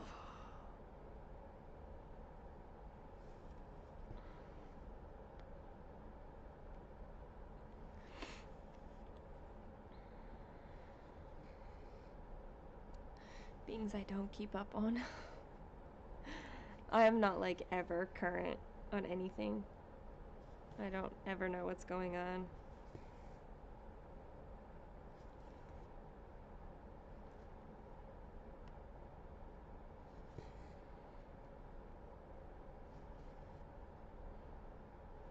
Unless it's stitching, I guess.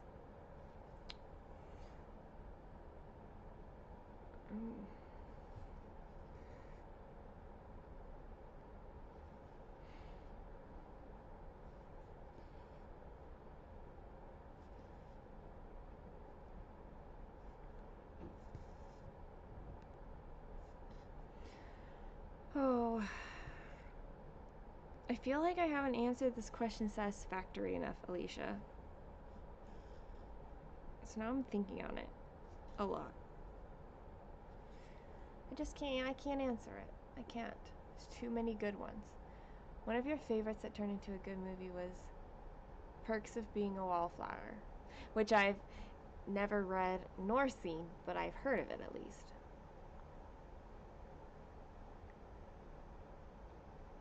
My preference is to read the book before the movie.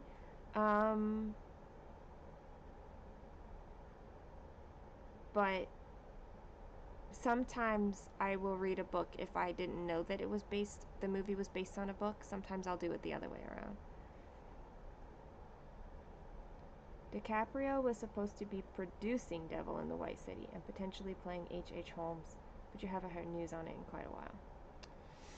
It's alright, Sean will have more of a beat on what's going on with that than I would for sure.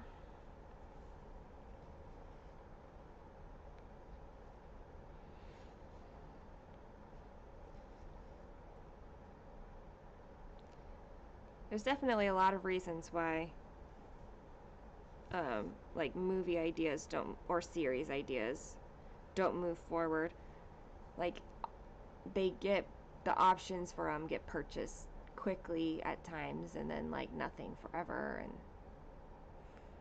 if I think of any message, you're always excited to add other people's favorites to your list. Oh, The Secret Garden is such a good one, Laura. That one's definitely worth a reread. I loved that one.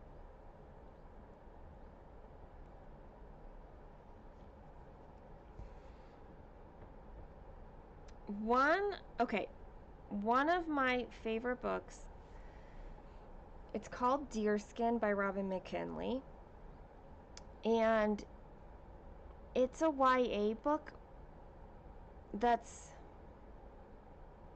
darker than most Robin McKinley books. And I read it first when I was 11. Okay, Alara, thanks for being on for while you can. Love you, friend. I read it first when I was 11, and I don't know why, but I really connected with it in some way, and I'm still not sure why. And I reread it throughout my teenage years. And then like after I experienced sexual trauma, like I couldn't go back and reread it, but I still loved it, and I knew one day I wanted to be able to reread it.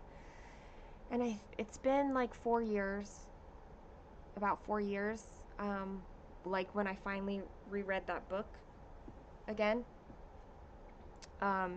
and like started getting a lot of healing through reading that book again. And I haven't read it again since, but that was, it's hard to explain why that book is a favorite, but it is a favorite. You're better at reading the book after the movie and staying objective and separating the two in your mind. Watching a movie after the... Usually I can keep them separated in general. Not always, but usually. Like, The Lord of the Rings are like that for me, is that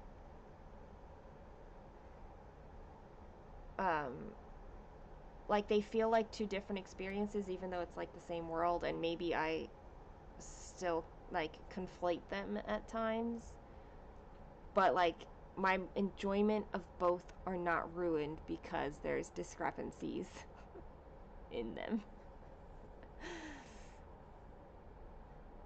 Another good YA dark series is the Birthmarked trilogy. I think I've heard of that one. I think. What's out there, Pip? Do you see a kitty? You're okay. You're okay. It's okay. Calm it. Calm it. I'm not getting very far on this stitching thing.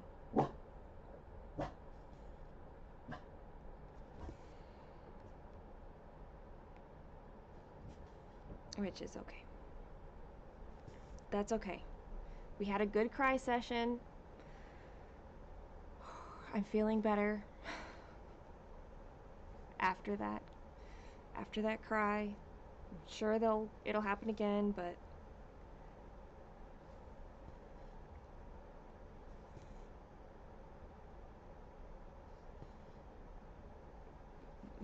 maybe now I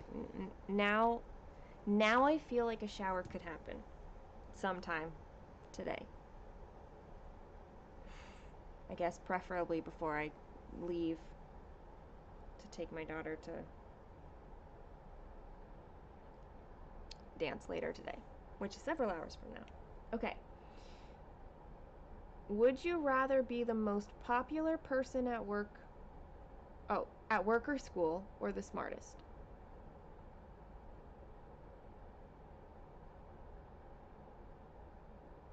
Neither. I'd rather just be whatever I am. I mean, I guess the smartest. I've never cared about popularity. I've never cared about being the smartest either. You have to go to the gym. Excellent. Get some workout in. Thanks for being here, Rachel. We'll be around.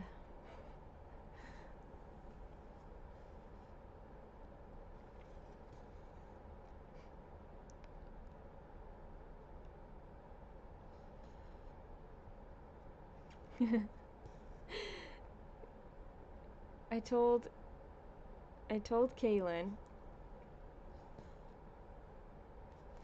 that, like, if there was ever a night that I wasn't going to be able to sleep, and like I found myself up at 3 a.m. and in a bad mental place, then I absolutely would go live. She's like, don't go live. I'm like, why? I'm like, there's people all over the world. Somebody's gonna be awake. She's like, yeah, but they might stay up, like, because of you. And I'm like, well, that's their choice. It was funny. I was like, people know how to do what they need to do. It's okay. There will be somebody. Oh, it was just very funny, her reaction. You're eating chocolate over your stitching. You like to live dangerously. Oh gosh. You don't like this question either, Alicia? I know, I don't. Like, why can't there should just be a balance. A balance between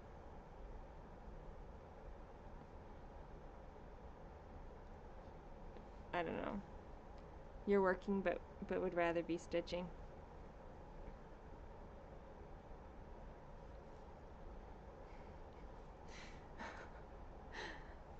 You're trying so hard to get 75% for your whip goat. That's nice. Is it full coverage? Those hide so much. Alicia, you wouldn't know, would you?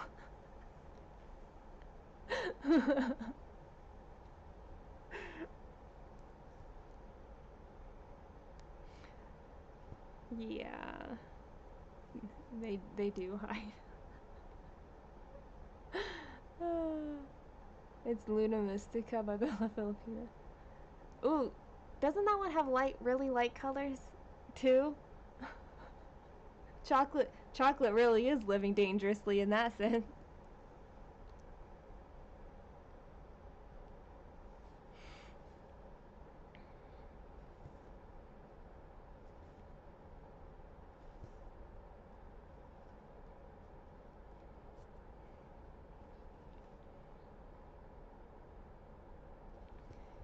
I think probably what I'm going to do today.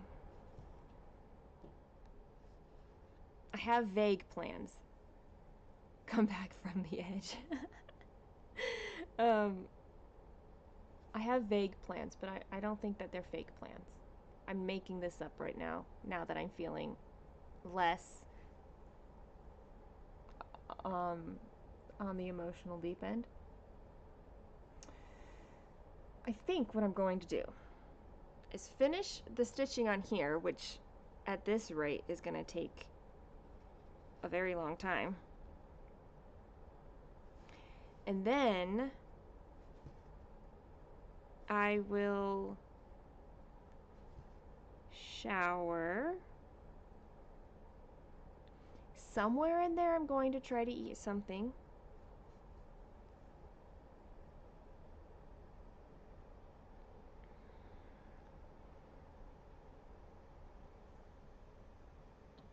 And then maybe I'm going to play something with Kaylin.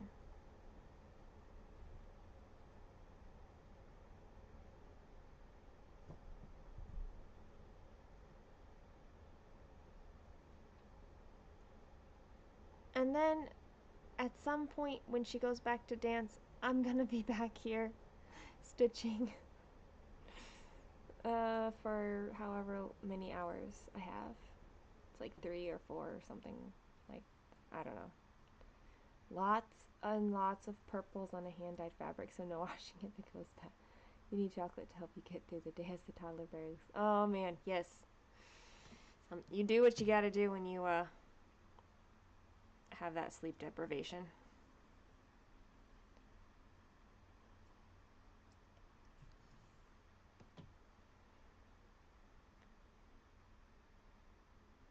Oh, you're close. I mean, it's probably a ridiculous thing to say that that over 2,000 stitches is close. But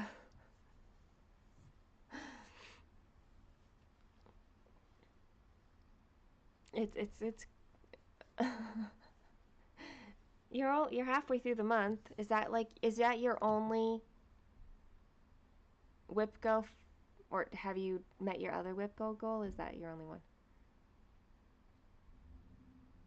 That gives you a good idea of range. You just wondered if you like, I know, like 10,000.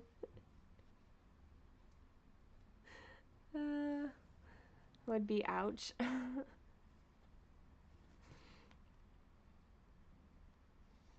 Michelle has a reasonable goal for whip goal.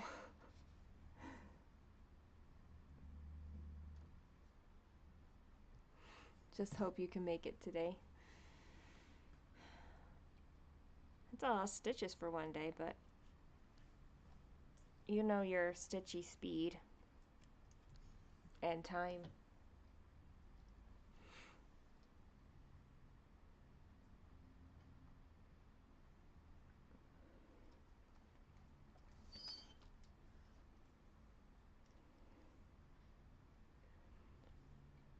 You need 10 days in your other, and you do have days, but oh wait, all next week, and you can't. Oh, that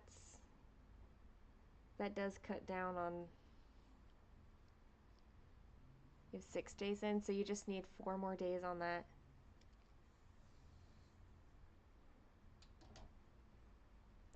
So finishing your one whip go piece today would really give you time that you need for the other one. I made my whip go so easy. It turns out that was a good thing. I wasn't expecting like this mess.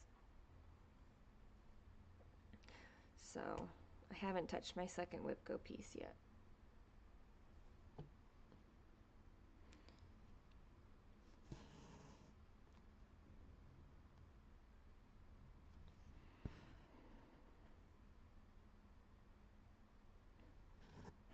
You'll get closer at least, Michelle, even if you don't get it done.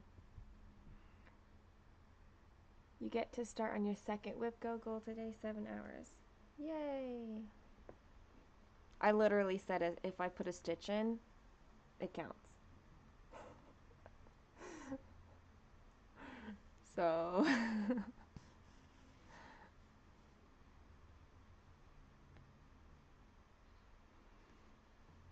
24 hours of cross stitch, yay! I'm excited. It's gonna help, and I'm actually gonna be able to do it on the actual weekend, so yay!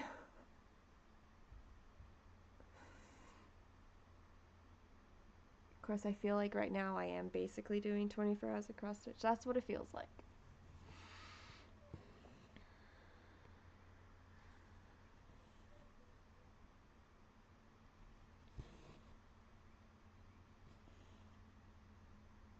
you see a puppy out there? Oh, you do see a puppy.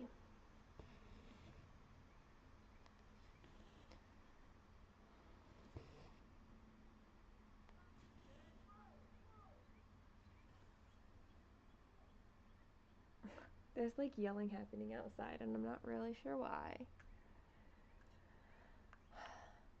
I am now doing it on the actual weekend. I need to like really let people know that I'm doing that, because I was going to be out of town, but that is canceled. So I'm going to be, it's this weekend. And now that I'll be in town, I'm going to do it this weekend. However, I will also probably be stitching a lot the next weekend as well, so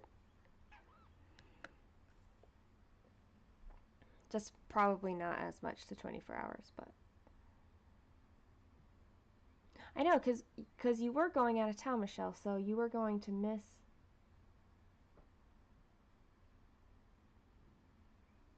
something. I remember this. You could just knock it out. I hope you can. Yay! And 24 hours, like, it's a lot, but I always feel so accomplished when I do it.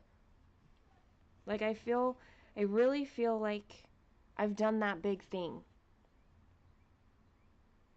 I pushed myself, and I did something. Sunday to Sunday, yeah. Well, I'll be around this weekend. It'll be mostly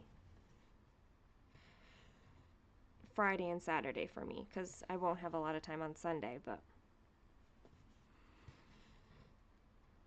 Friday to Saturday, it will be a lot.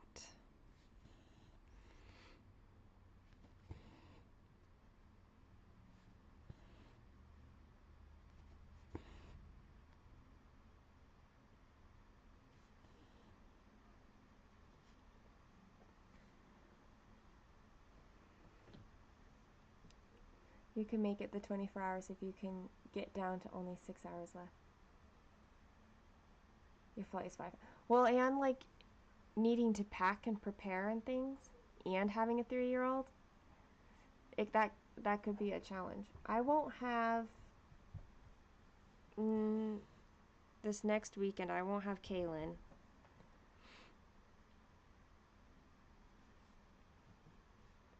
So we'll see. I basically need to get 11 hours in on like Friday and 11 hours on Saturday. You have to go and do boring grown-up stuff. Well, do some of that for me, okay? Because it's not happening in my household right now. Thanks for popping in while you kid. Right. It's fun participating, even if you don't hit the 24 hours. And I think trying to get to the 24 hours like means that you've probably stitched more than you would otherwise. It's definitely a tiring thing though. Like when you're done with those 24 hours, you're like, wow, that was a lot.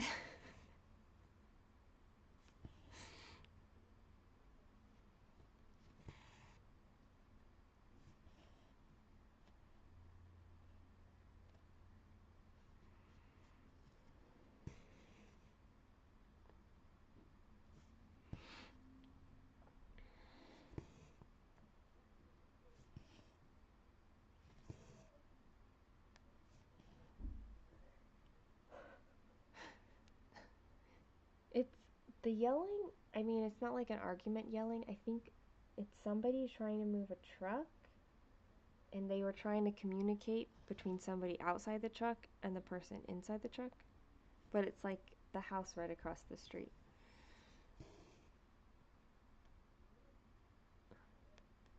There's trees in the way of being able to see what's going on. I don't know.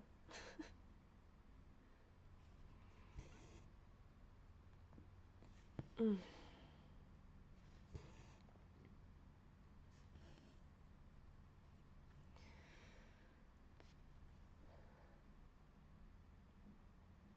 Maybe what I'll do is shower after I finish stitching this. I'll shower. I can take my daughter to the store, have her go buy. I suppose I can try to be in the store. It's possible that being in the grocery store will be fine. It's also possible that it will make me gag, so I don't know. Either way, we'll buy some cereal. Rice Krispies has been my favorite idea. Um, and then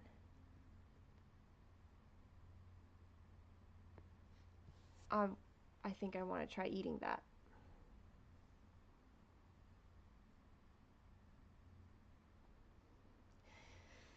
Yeah, I think that'll be the plan. And then we can come back here and we can play a game or something. Oh dear, I'm almost out. It's almost 10, and I'm pretty certain my daughter's not up yet. Do I have Instacart? Oh, I probably do.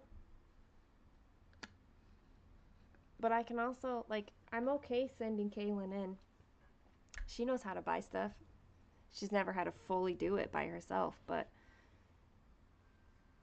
I can tell her there's like this Japanese show called Old Enough, and it's about like these like 4 and 5-year-old kids getting sent on their first errands by themselves. It is the cutest thing, and we watched it, and Kaylin said, "I feel ashamed of myself right now. Like, I've never been on an errand by myself before." And at the time, I think she was 12. I'm like, well, we can change that. This might be a good time to change it. Like, I won't make her walk to the store, but she's used to having to guide me sometimes when I find that I'm freaking out or like overstimulated or something. You hate grocery shopping with a passion, so use Instacart. Old Enough is so cute, and he is like their age. So Kaylin said that they released a new set of episodes recently on Netflix, so we want to watch those sometimes. He sent himself to the park at 3. We followed him like the camera crew does. I love that. Like, he knew you guys were following him and everything. I love that.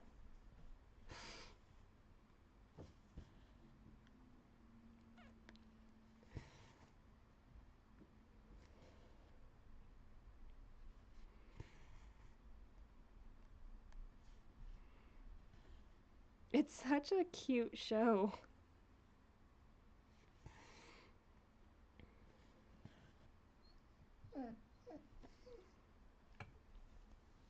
Pip, Pip, come on. You can't be there. There you go.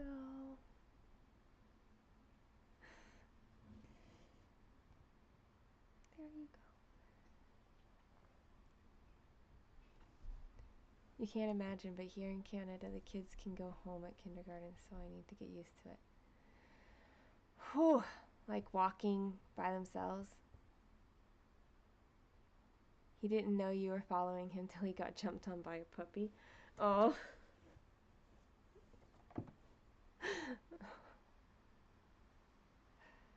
That makes it even better that he didn't know.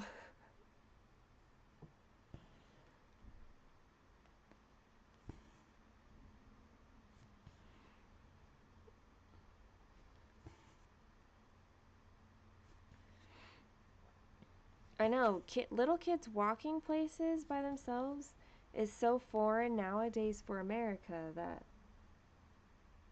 it's kind of hard to fathom, but like I know it's successful in other places. I never, I was homeschooled, so I never had to do that, like going to school and stuff by bus or walking or drop offs or anything like that.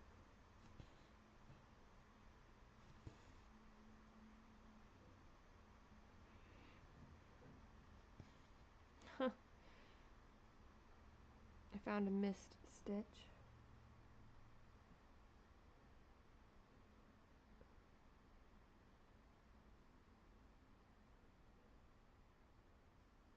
It's okay. Yeah, we are not set up for anything like that at all here.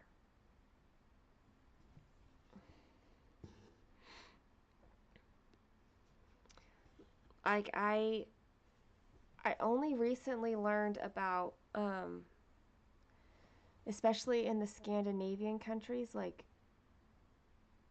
kids sleeping in their like what stroller strollers what we call them, right? Trolleys or prams or strollers, whatever, like outside, like they sleep outside. That's their naps is outside, and they have they you know it's not endangerment at all, but if somebody saw that in America, it doesn't matter if you know you had them dressed adequately or you had a monitor on them or something. Like it would not go over well here in America at all.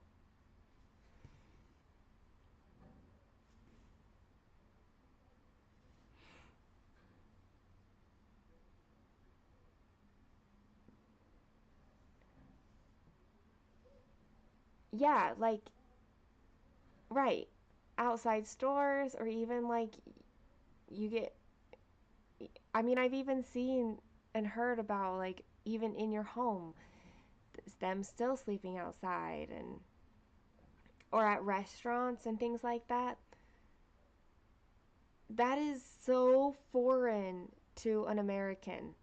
Like it blew my mind learning that that was such a natural normal thing because there's no way that it would work here. Like even if you wanted it to, somebody would absolutely call child protective services on you or the cops or something like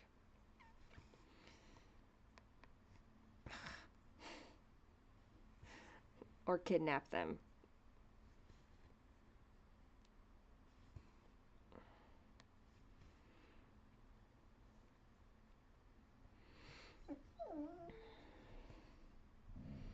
I love it. I love the concept. Maybe I just need to move. Just move to another country, okay? Wait, but you guys also deal with like not a lot of sunlight into winter. Like I don't think I could handle that.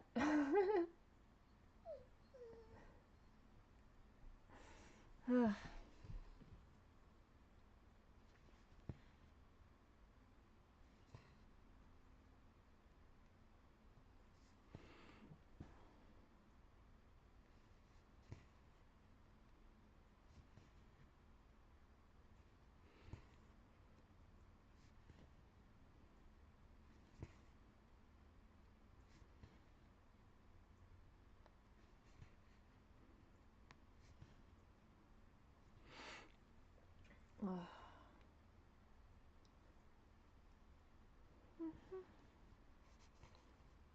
not really sure why this song just came to my head. I'm trying to figure it out.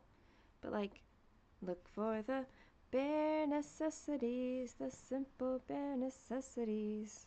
Forget about your worries and your strife. Oh, it's probably because I was like,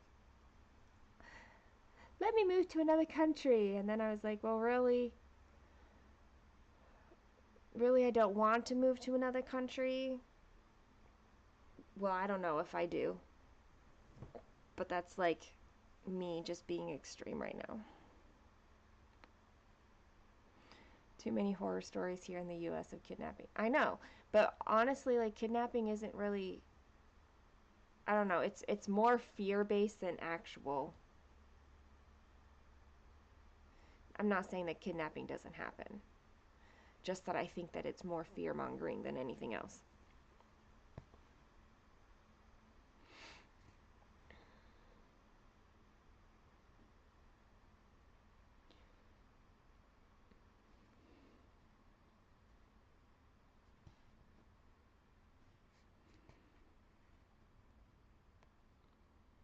I'm a little confused.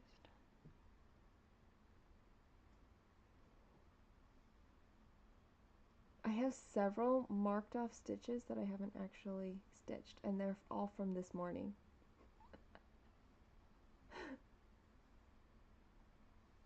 Good job, Suki.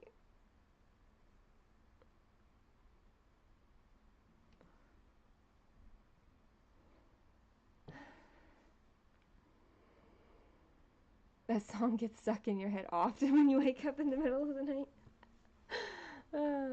Rather that one than A Merry Spidey Christmas. I don't know that one, so it sounds like that's a good one.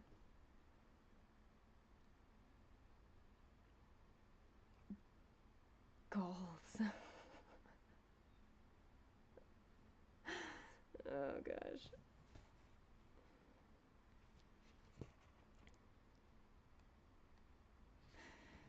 I think I just want to travel. I don't think I want to move anywhere. I just, yeah. Hakuna Matata. What a wonderful phrase. Hakuna Matata. Ain't no passing craze. It means no worries for the rest of your days. It's a problem-free philosophy. I told you we could go Disney. Didn't I say that yesterday? Hakuna Matata.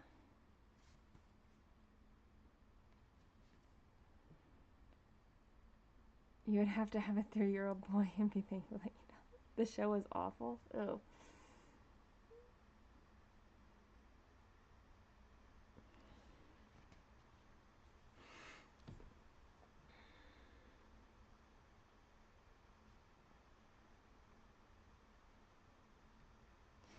I definitely do not have a 3-year-old boy.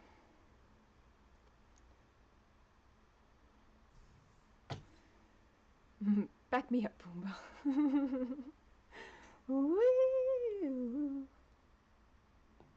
I say Hakuna. I say Matata. Hakuna Matata. Hakuna Matata.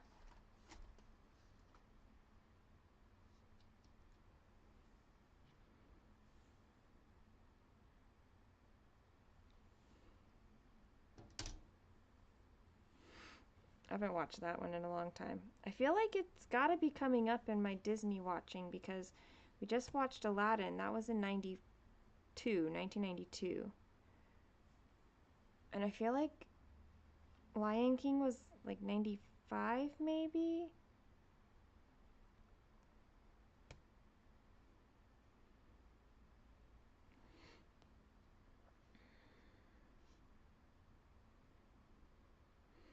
Da, da, da, da, da, da, da, da, da.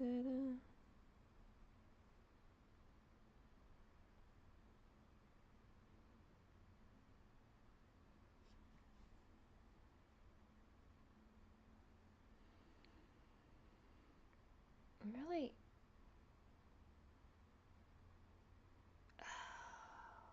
Okay. I think I know what happened. I think I know what happened with my stitching.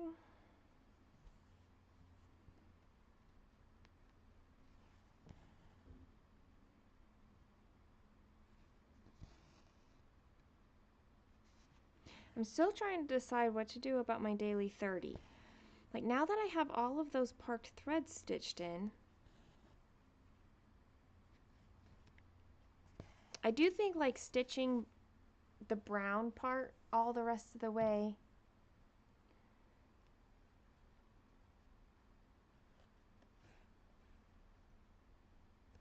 is a good idea. You want to say 96? Michelle says 94. Pretty sure you win. 8th grade. See, we were all in the right kind of time span there. Like, 95 was close. So 94. Yeah. It's probably not the next movie then, but maybe the one after. We'll see. But it's been a while since I watched that one, so.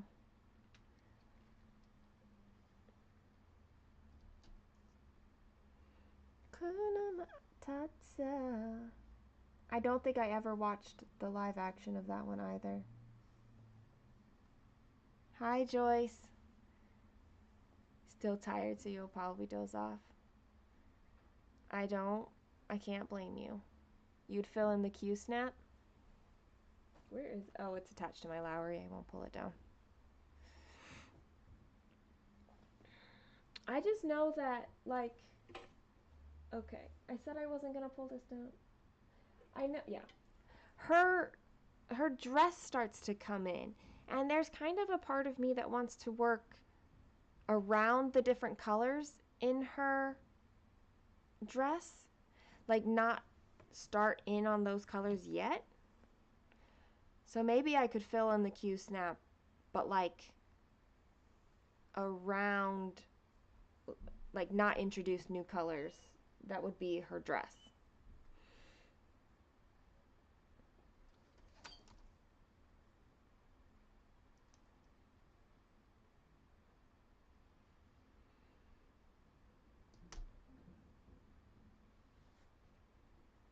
Because I think once I start her dress, that's just, I'd like to fill in, I think, maybe all the background coming into her.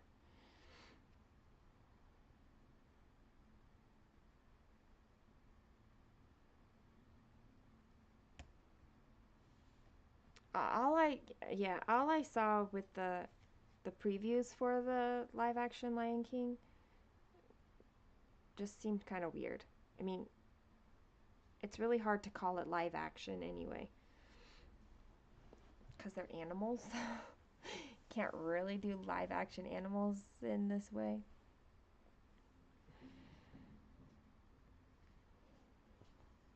Oh, do I? No. Okay. It's 10 o'clock and I haven't heard any sounds of my daughter waking up.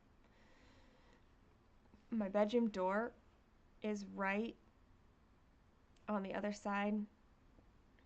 No, wait, that's a bad way to say it. The stairs are right outside my bedroom door. So when she gets up and my floofy dog that sleeps with her, I usually hear them, or both, one or the other at least, on the stairs, and I haven't heard that yet.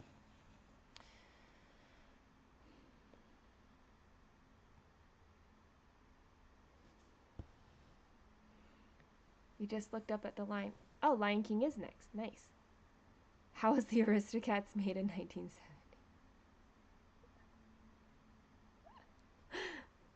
It was really interesting because before we watch the movie, we look up like what's happening in the world at that time span, and so it was interesting tying like some of the animation skills or storylines to what was happening in the time or what they had available. Like Dumbo was wartime, and so there were not a lot of animators, and so that's why there's a lot of scenes with like no faces and things like that, because they didn't have the budget for it.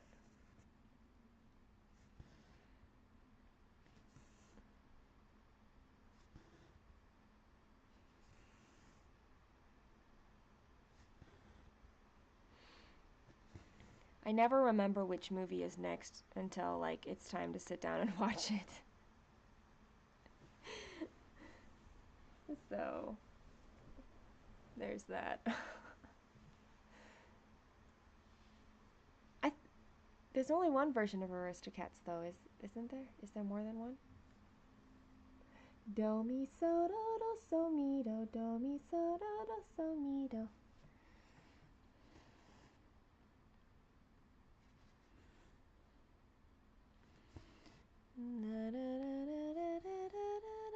Dun, dun.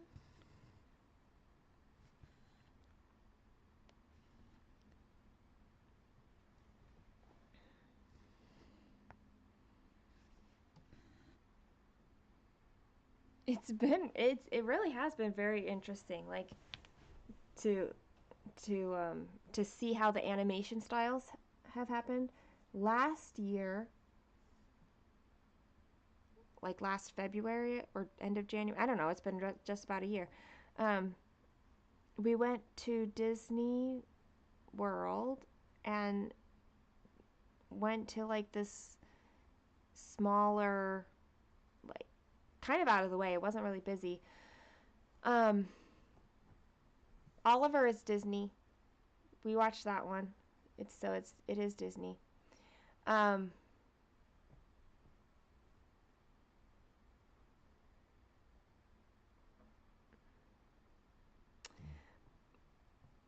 oh, anyway, there was like this museum about Walt Disney himself and about like the animation, like when it first started, and so like you could see they talked about like how they did the cameras and um, like the background layers in those early animation years. And so it was really cool to have gone through that and then go and see in the movies, in those earlier movies, how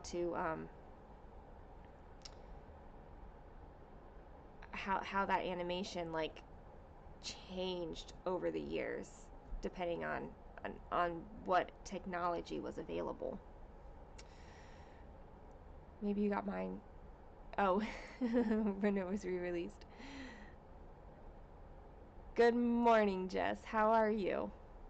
I love Bedknobs and Broomsticks and Chitty Chitty Bang Bang. I like the book. We really like the books of Chitty Chitty Bang Bang too. The audio books. They're read by David Tennant. We love them. That part of the Disney. So I've got like 2 different Disney tracks going on in movie watching. I have just the animated ones because that's what I started with. Was like, wouldn't it be cool to watch all the animated movies chronologically released?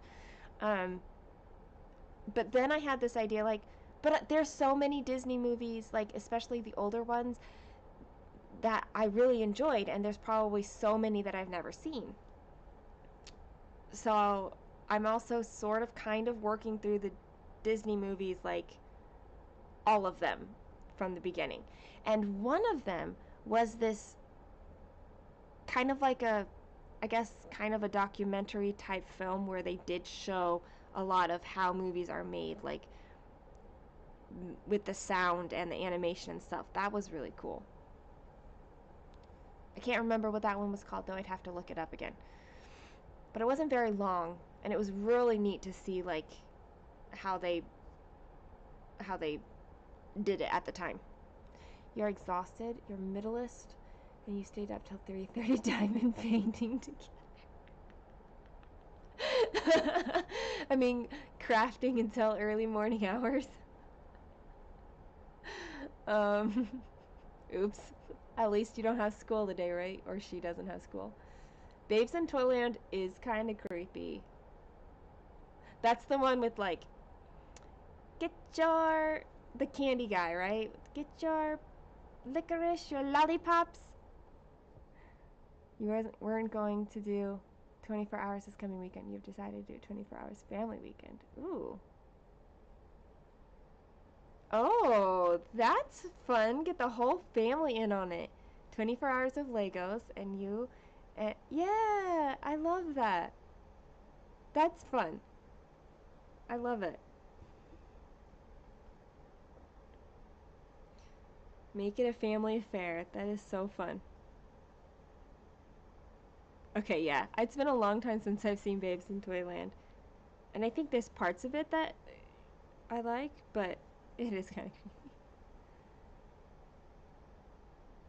Time to line up the movies part 2. Yeah. I love that.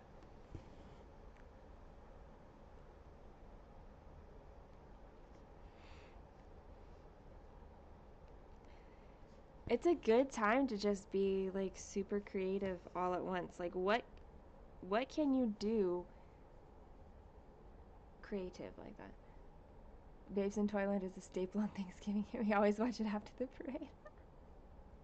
I almost watched it this Christmas season, but I would have had to pay for it, I think, and I just never did. Good morning, Tracy. How are you? And the snacks. Oh gosh, the snacks. Oh, that's gonna be a challenge if I can't eat yet. I'm hoping that I can eat by then. We'll see. Or that I'll have enough things that I can eat. You still have 5 days to plan. You got this. It's true. And with the whole family doing it, they can have some input. And then you're not doing all the planning, right?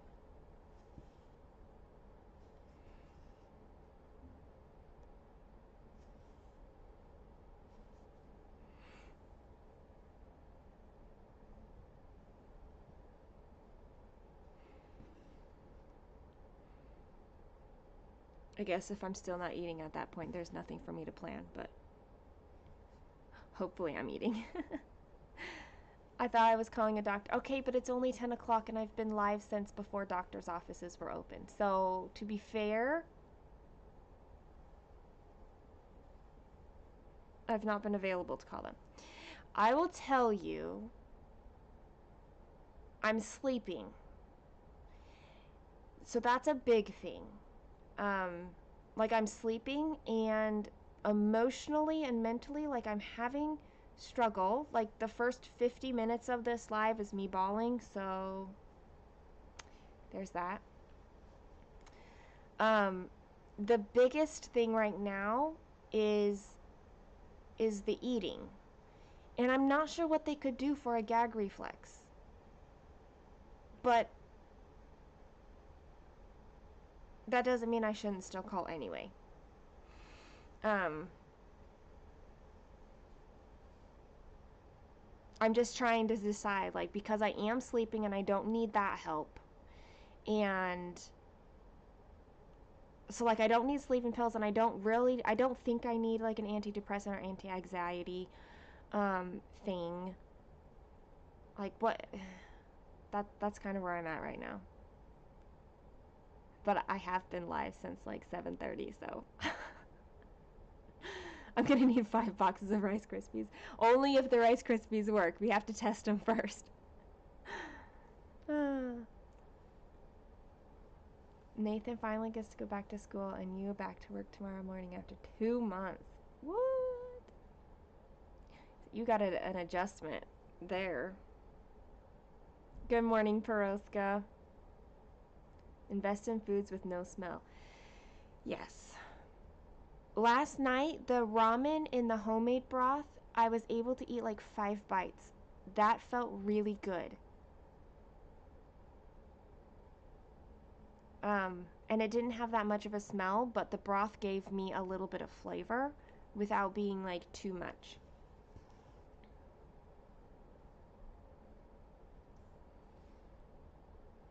I'm like forgetting that I'm stitching here. I just need to literally finish this color. You had hyperemesis when you were pregnant with your son. At one point they gave you NG tube. It's not the delivery method of food in the stomach. Yes, sometimes that's the case. For me, I don't know. It's the fact that it's there. That's hard. But yeah.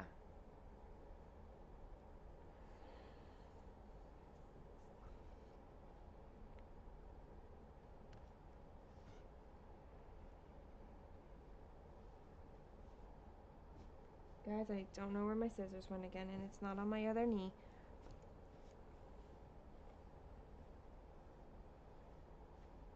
Where did it go? Oh, I found it. I found it.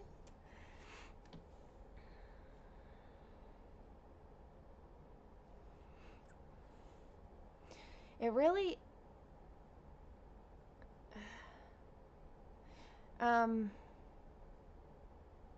it would be worth me talking to my doctors about, and I don't know if my doctor is a good place for this. I love my doctor. He is not quick to push pharmaceuticals, and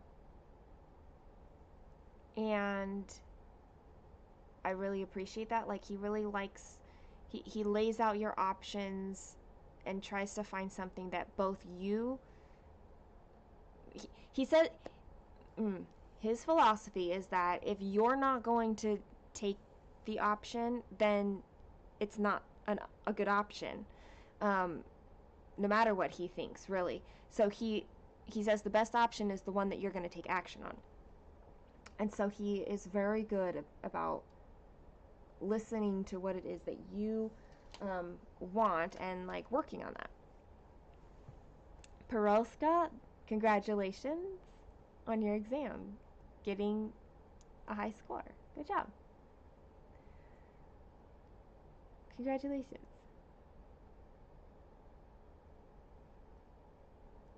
Zofran or Phenergan might help. It's for nausea, but it does help you with the gagging also. Yeah. See, it might help for me to go in and talk to him specifically about the gagging. It might also help for me to say that I know the reason that this is happening is because of like emotional stress. But it's not really the same thing as like anxiety or depression. So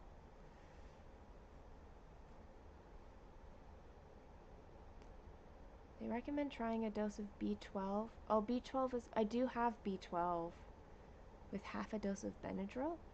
Interesting. I don't have Benadryl. I'd have to go get it, but I've never heard of that one.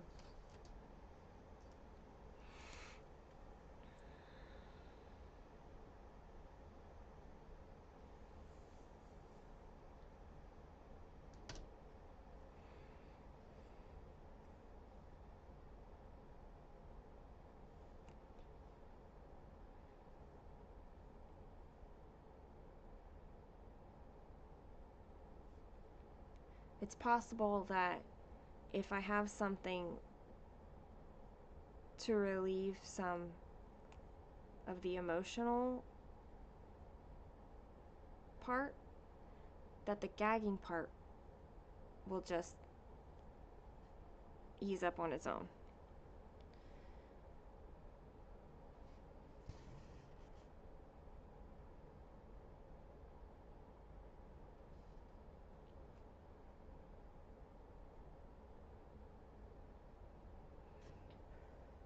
Oh, no, that one's done.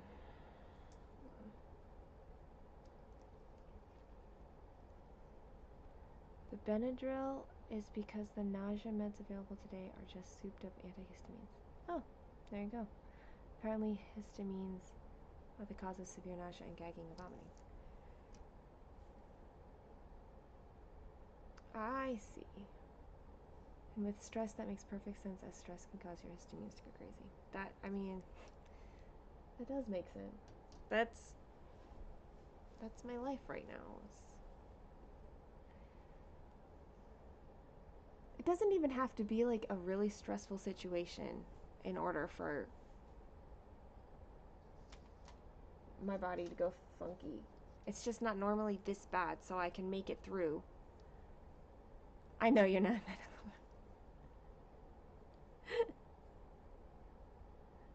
I know that, Jess. I don't know that medical professionals have all the information either. That's why we have specialties and stuff like that. I won't sue you. I will just challenge you to unfair challenges.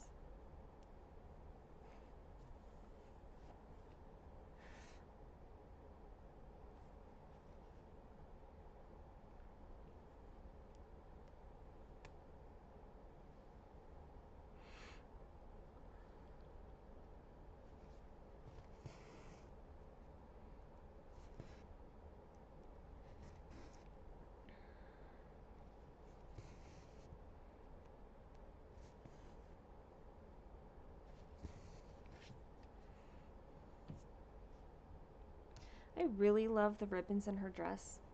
I think I say that every time I stitch on them, but I just love the coloring. Like, they're so pretty, but this is basically the end of it, so...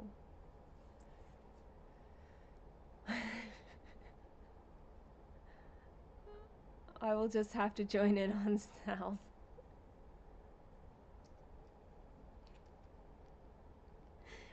Look, the person you have to convince for me to start things are Kaylin. She is very adamant, and she's not wrong. So it's hard to argue with her.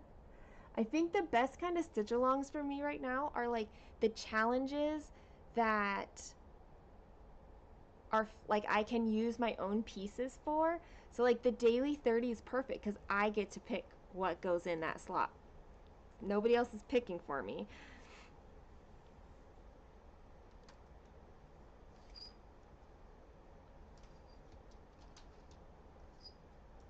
$36.89. $36.89. You went to a naturopath doctor last week, and today she's calling with the game plan to reduce my stress. I really like the idea of a naturopath doctor. I've never gone to one. I do have a chiropractor, and they help some, but not with the actual reducing of stress. But I would be really interested in hearing how that plays out for you, Michelle. Somebody yesterday messaged me with a homeopathic product for helping reduce, I don't know, emotional stress, anxiety, that kind of a thing. And so I did order that one to give it a try. It arrives tomorrow.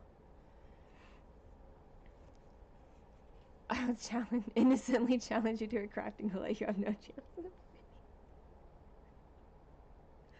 I did it once. I did it once, Jess.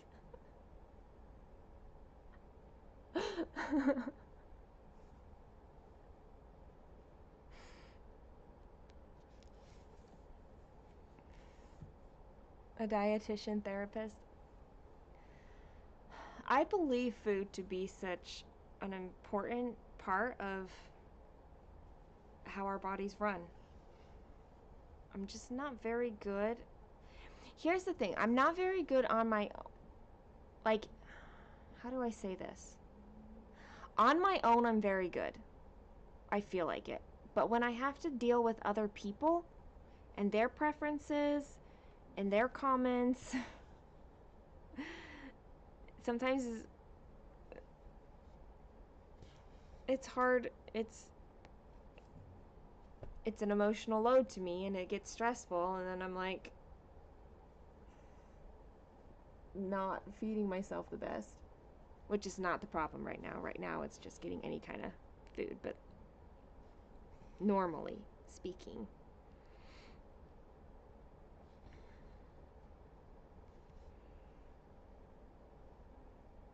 This color, I just put 3 stitches in. There's now 34 stitches left in the whole piece, but it's not right here.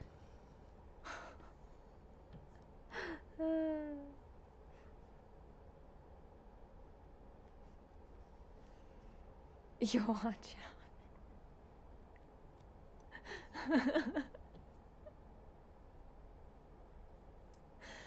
Also, to be fair, I was so sleep deprived.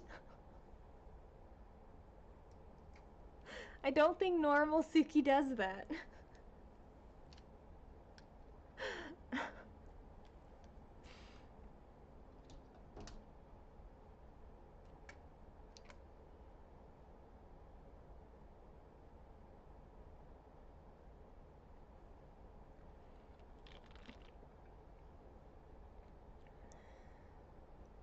You and salad and lots of liquid.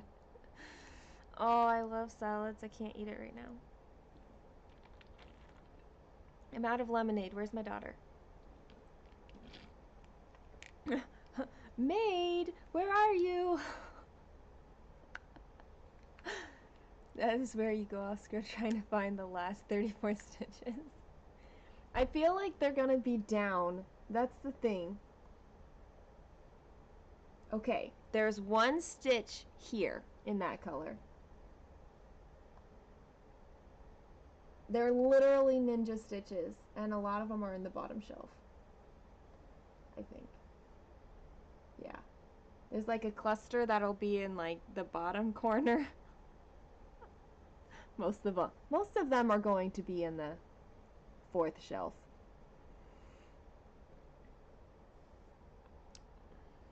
That would be bad counting. I require more lemonade. She's really... That's the snapping emoji. That's funny because those are hearts. Those are the K-pop hearts.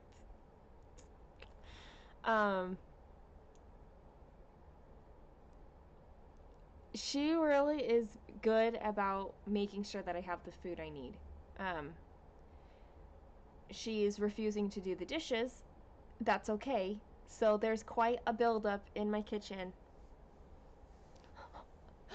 from the last couple days.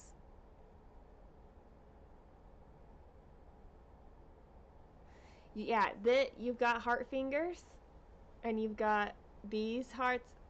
You've got... If my daughter were here, she'd do all of them because she knows them all. There's like this weird... I don't know. There's another way that you can do it with like one hand. Anyway. Who the heck snaps with the index finger and thumb? I don't think that you can snap with your index finger anyway because...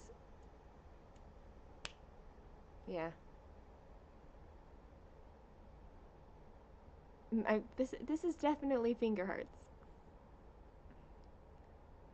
It's funny that that's what they did for Snap, though.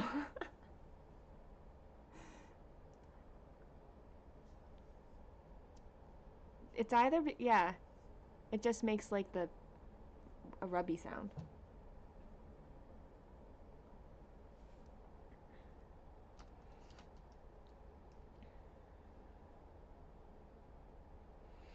I think it helps that what I'm asking Kaylin to get is, like, I need more lemonade.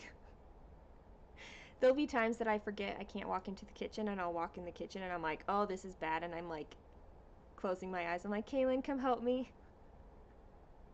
I'm stuck. I don't know what to do. And she, like, turns me around and walks me back out of the kitchen.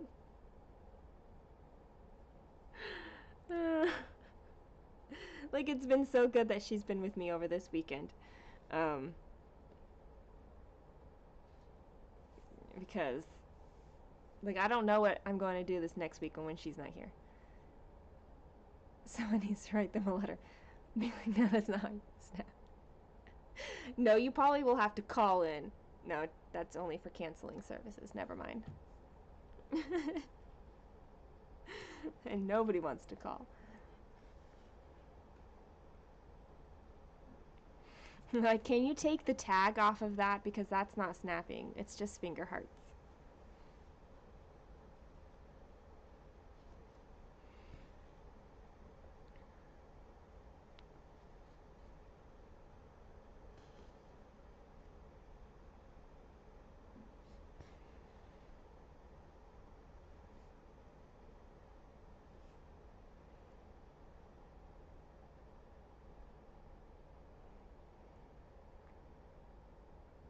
You won't call and you can't make my anxiety. We were talking earlier about if you would rather like make a phone call or send a text, and unanimous across the board was text. And we had this whole conversation about how services that make you call in order to cancel are more than likely to just stay a service that you pay for longer because you don't want to call in. Oh man.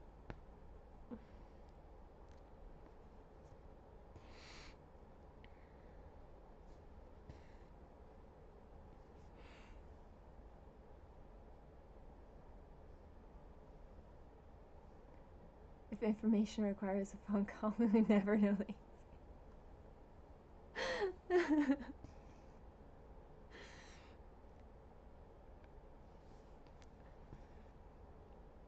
I mean, they used to have an information hotline, didn't they? Like before we really had internet stuff.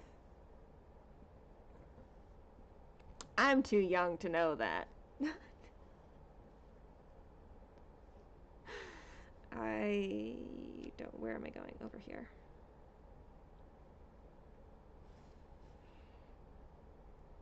No, not there. Wait. Yes, here.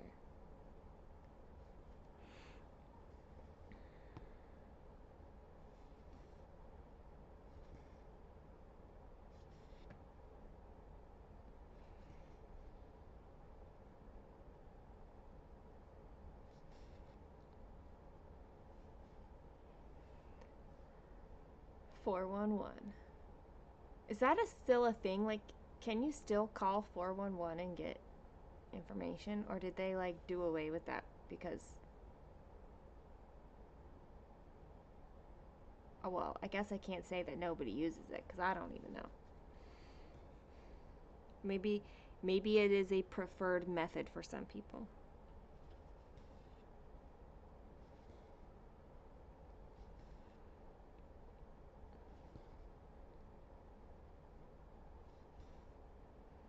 I just know I've never called it, so.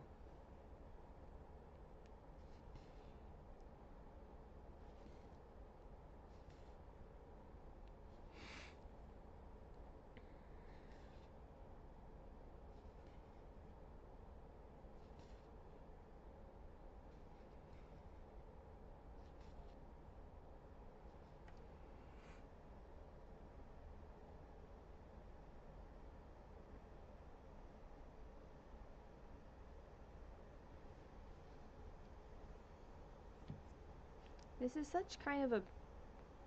This is not my normal kind of pinky colors, but it's really light and pretty. Like this section right here.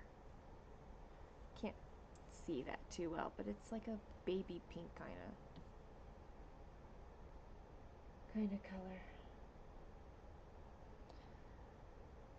Oh yeah. Ay, ay, ay, ay, ay, ay. Let it rain down on me.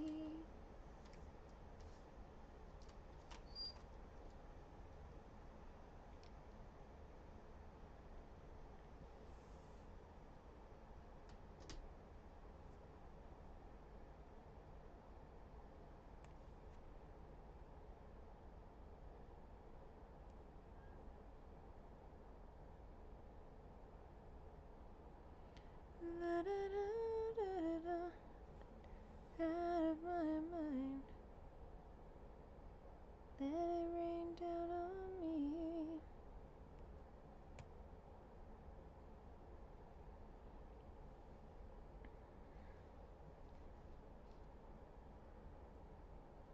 The pink part.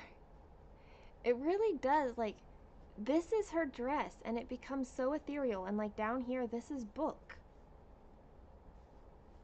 And there's not like this hard line between the one and the other. It's just amazing. It's amazing, and you can see like this is where her dress is gonna be, but you're gonna get books behind it too. It's amazing.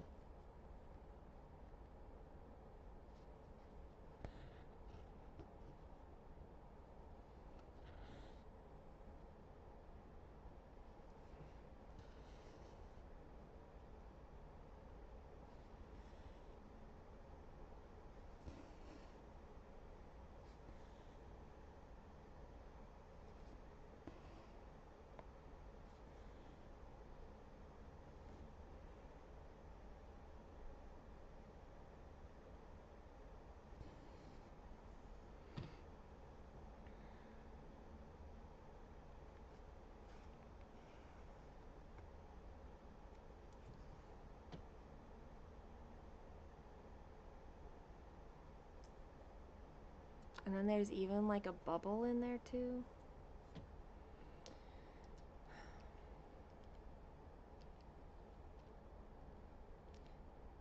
It's quite amazing how it comes to life.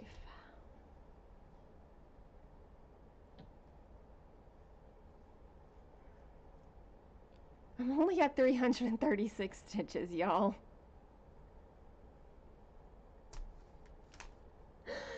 Oh, that cracks me up.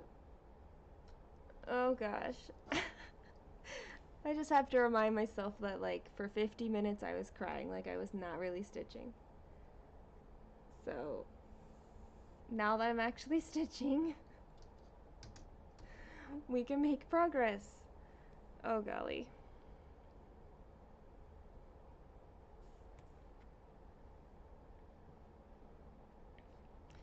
One of these days, gonna run. I'm gonna leave these fears behind and find what's over the horizon. One of these days, I'm gonna go when you look at me. Something gonna see, a scarecrow.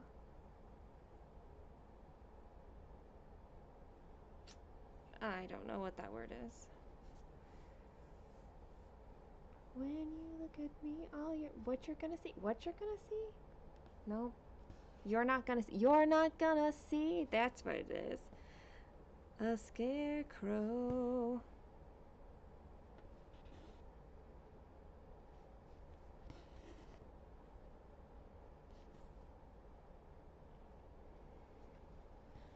Okay, Alicia. Thanks for hanging out. And for talking books. Have a good day.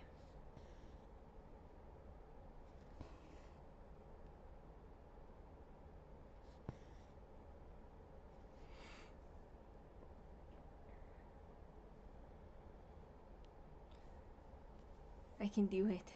I can do it, Peroska. I will do it. It's just taking me a long time today to do it. And that's okay.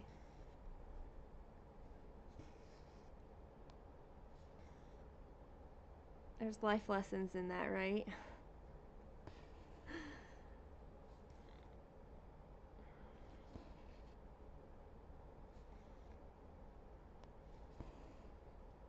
Inch by inch, row by row, I'm gonna make this garden grow. All it takes is a rake and a hoe and a piece of fertile ground.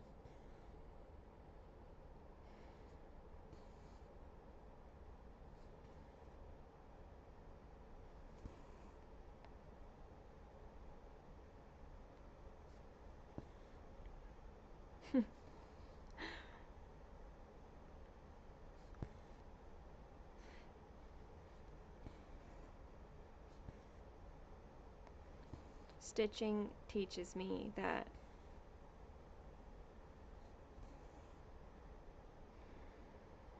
it's okay for things to take time. It's just going to take the time that it takes. And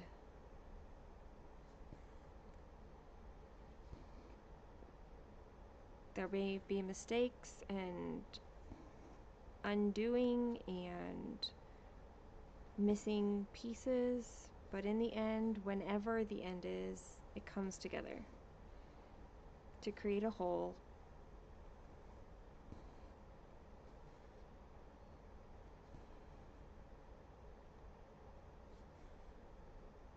And something beautiful.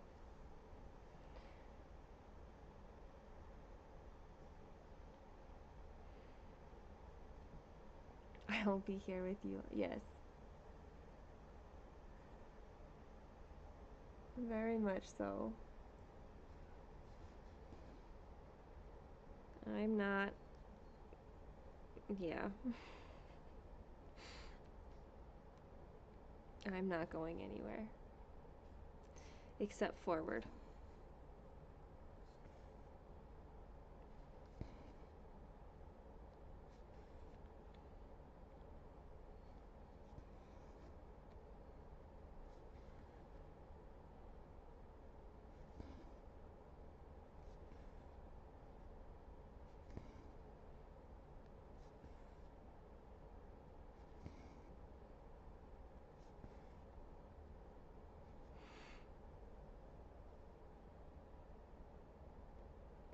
The rains came tumbling down. Okay. Would you rather put a stop to war or end world hunger?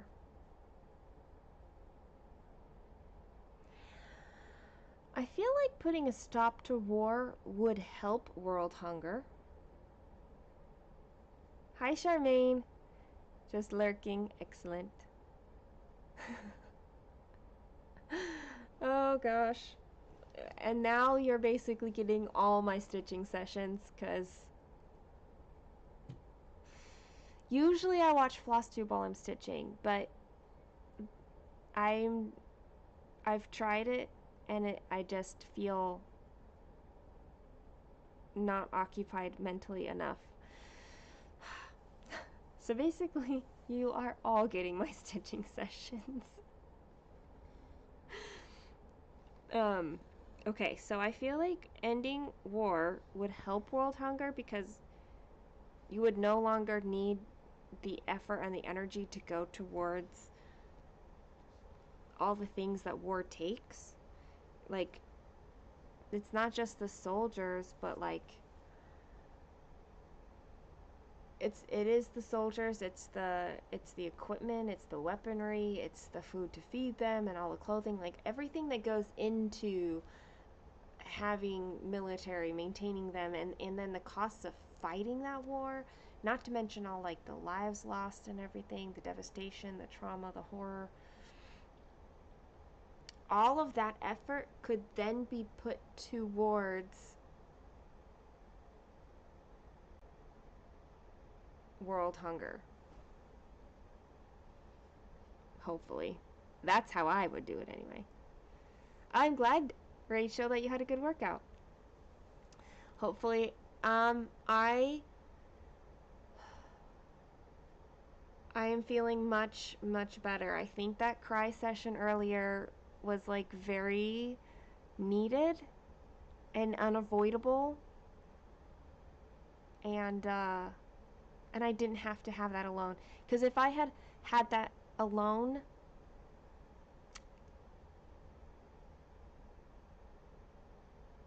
it wouldn't have been as good as it was.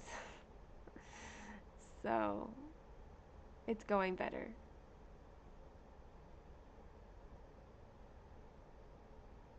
Oh, that's okay, Charmaine. I literally got out of bed because I knew I needed to not dwell. Like, I got out of bed and came here, basically. I was, like, mentally in not good shape, and so, yeah. It was, like, 7:30. 7:30 my time, that's 6... You're an hour behind, so it's 6:30.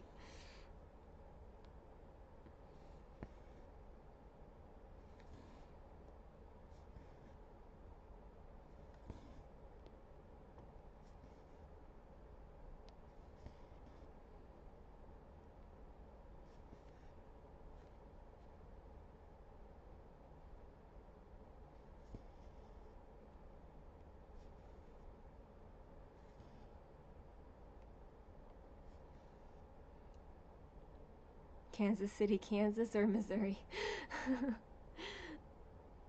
which which one?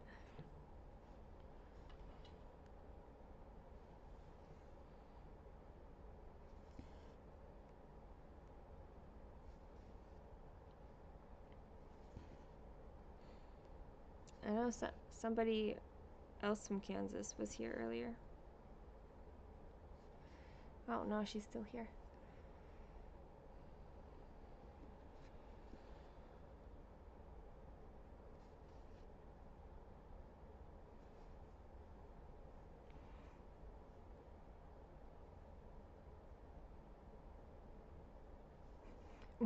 I feel like with as much as I am stitching right now and going live, like I feel like it would take up everybody's time if they were to watch like everything.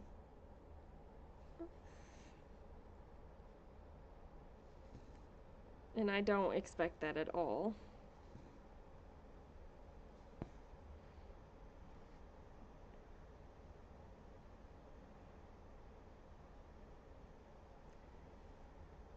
One foot in Kansas and the other in Missouri. Oh, you're like right there.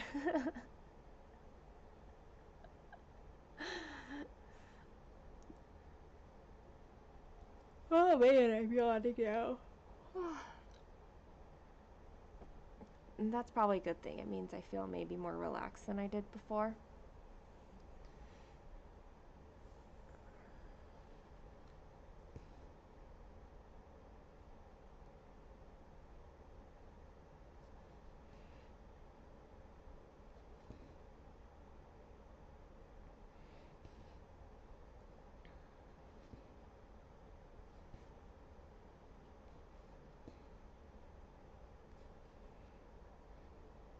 Show you. Oh. I've heard from some people that like they don't often stitch unless they are stitching while somebody is like live streaming, um, because they want the companionship. I thought that was interesting.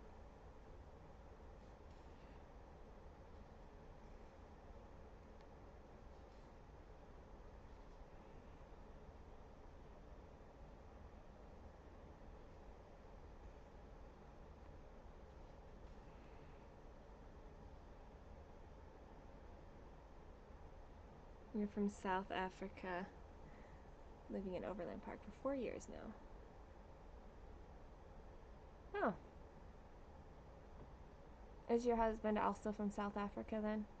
And so you're both transplants here?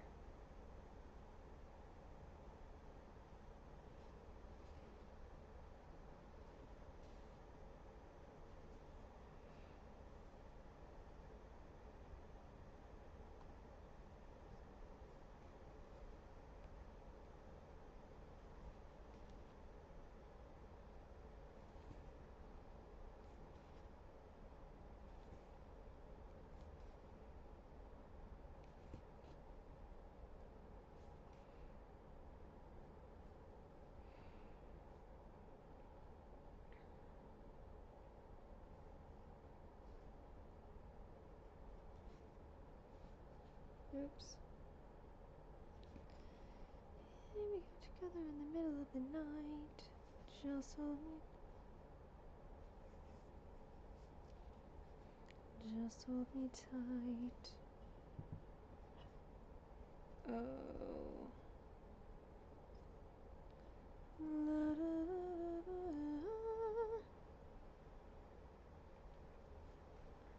Oh. Ew.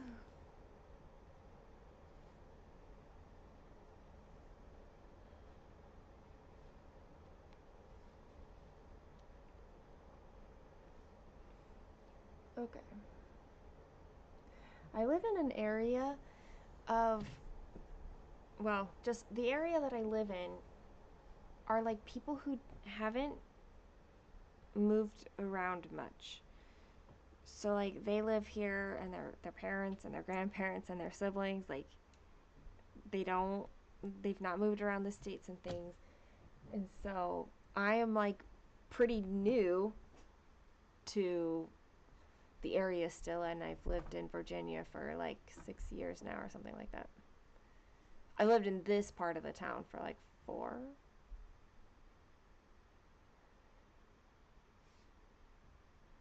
English is our second language. Well, it's nice that they are also here, like your kids, and so it's not just like you get to see them and things like that. Hey, puppy. Hi. I know. Are you waiting for Kaylin?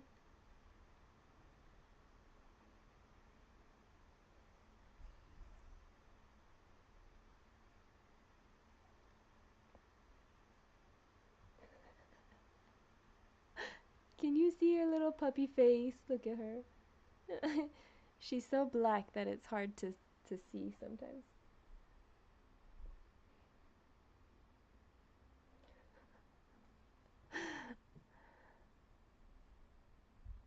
yeah, like people just grew up. Like there's people living like in their grandparents' house, and it's really interesting. I remember I went to I don't know, like a crochet meeting thing once, and my daughter went with me. I think we only went the one time because it didn't really fit in our schedule, but it was mostly like older ladies, and I was new to the area, and they were like amazed that I grew up in Ohio. I lived in like I went to school out of town. I got married and moved to Oregon, like, and then had moved back to Ohio. They were like, "You've been in different states." Like they barely even travel. Like there was somebody who's like, "I've never been on an airplane ever." And she doesn't even really do road trips either. Like why would you? Like all your people are in one spot. Like they never went anywhere.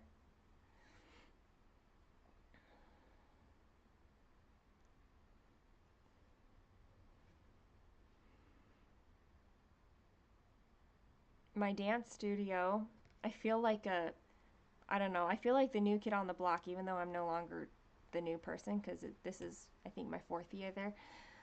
Um, but like so many of the people, the adults who dance there, um, including like the owner and instructors, they've known each other for years, like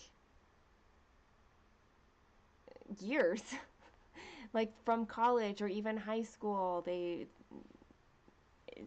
And so yeah, like 4 years is nothing when you're like we've known each other for 20.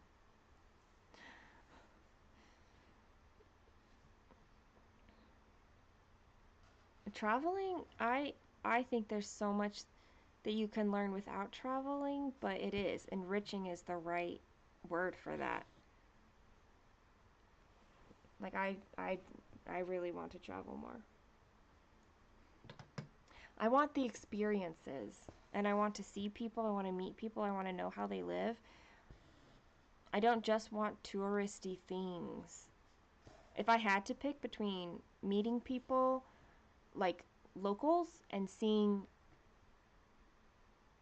where somebody lives from a local's viewpoint rather than the touristy viewpoint, I would pick that every single time. Now, having said that, I do still want the experience of going on a cruise.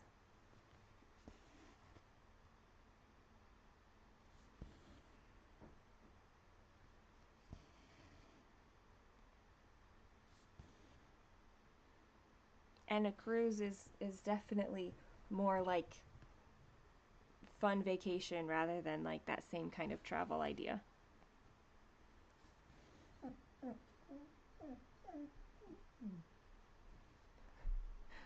I know it's 11 and she's not come in. I'm sorry.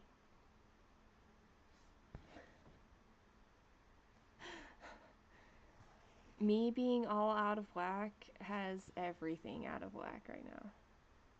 I've never done a cruise. You're doing one this year for your 20th anniversary. Oh, that's fun.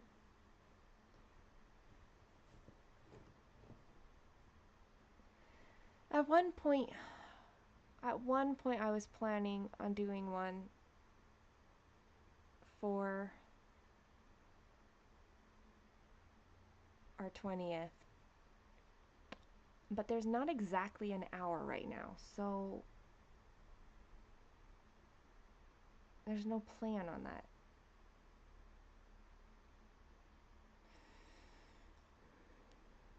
But yeah, I've never been on one, but I'd love to. I'd love the experience to see if that's even something that I like, because I have no idea.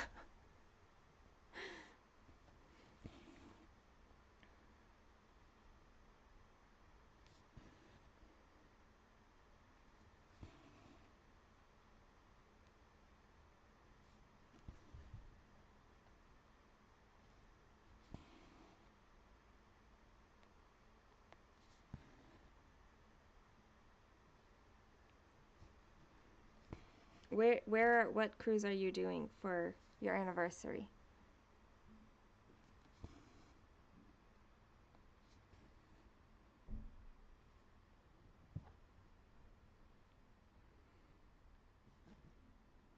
Amazon is delivering a package. Oh, my dog is up. That means my daughter's up. She just hasn't looked in yet. I'm not sure what is getting delivered from Amazon right now, though.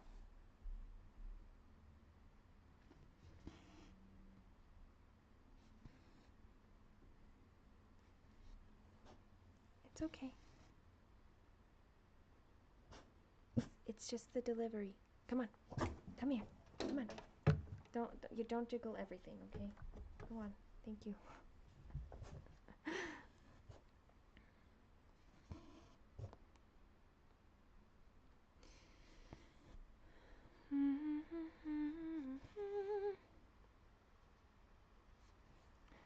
Royal Caribbean Wonder of the Seas. Kiddos first. Nice. Oh. That'll be so nice. Oh, I'm excited for you. I'm excited for you.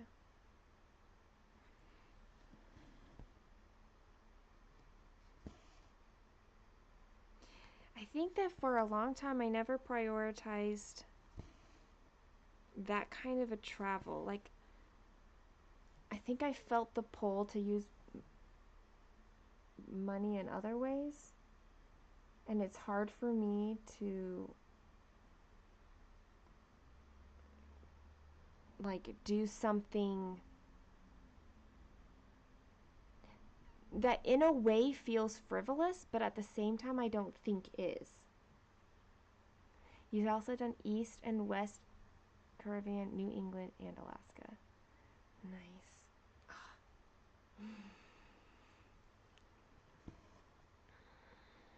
I don't know where I would go if I had that. It was either that or the Star Wars Experience Hotel. Me personally, I would have chosen the cruise over the Star Wars Experience for a 20th anniversary.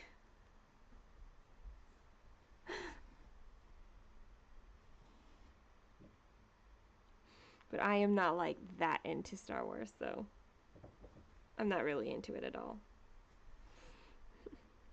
I mean, I'll watch it, but I'm like, let's go back to Lord of the Rings.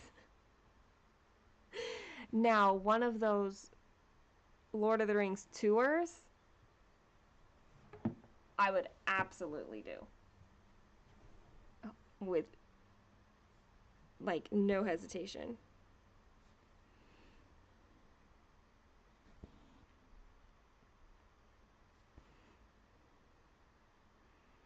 You like Star Wars and you don't like Star Wars. Yeah.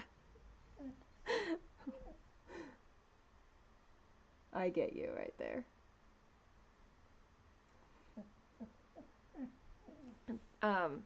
Last year, I was visiting with somebody who had a VR system, and it was fun. Well, aspects of it was fun, but I was like, I told them, because my friend has two boys that are around Kaylin's age, and I told them, I was like, okay, let's, like, what's another game on here that I can try just for like that kind of experience, like a different experience than what I had been trying. And so they put on this, I don't know, some Star Wars thing, and and I'm pretty sure like Darth Vader comes in, but he's like tall, like you're staring at his chest, and I'm like, oh, it startled me so bad in VR. Oh man, you barely, oh, very badly want to go to Australia, New Zealand, but the flight with the child, yeah, like that's a really long flight for a 3-year-old. I have a 13-year-old now, so I could do it. And I think she would really like. She really wants. She's never. Oh, we've talked about this. She doesn't have her passport yet, right? So she's never traveled foreign. Um, I have. I've been to um, England, and I'd love to take her foreign sometime. Would be like revisiting the COVID experience. We don't want that, Joyce.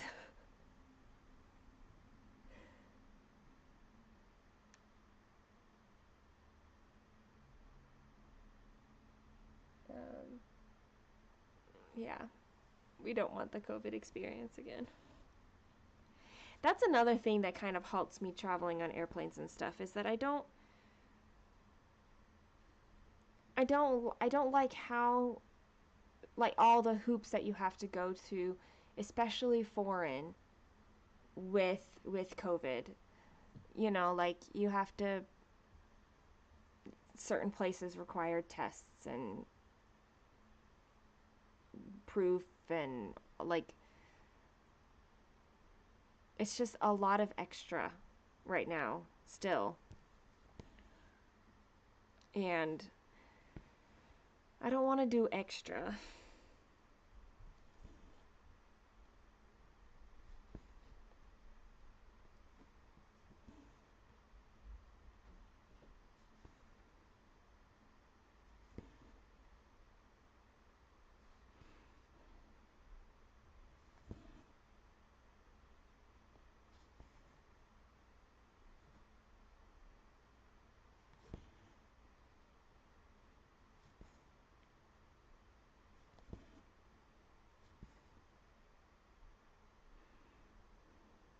Most of those hoops are gone. Okay, that's good.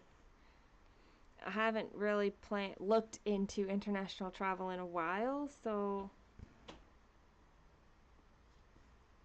I don't know a lot of them currently.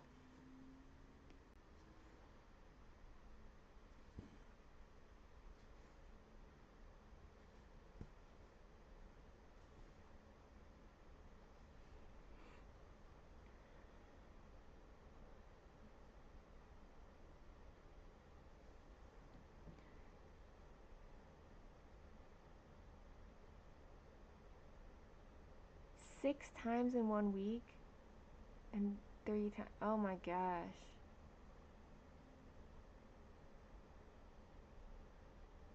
Yeah. Now you haven't tested for any flights. That's good. That's good.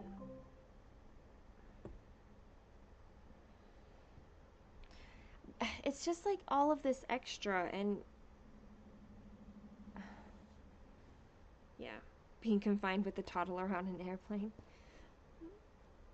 You know, it's hard.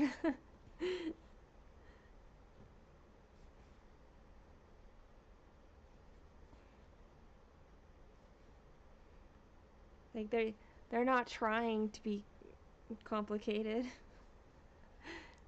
Being stuck in an airplane is not even fun for the adults, but we just have a little more ability to deal with it.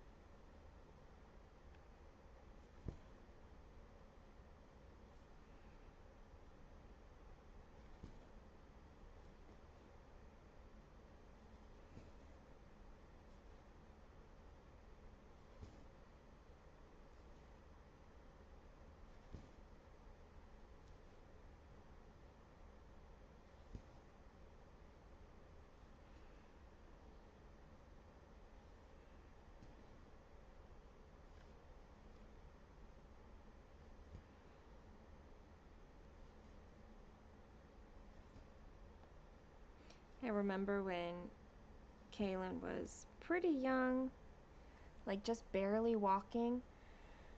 I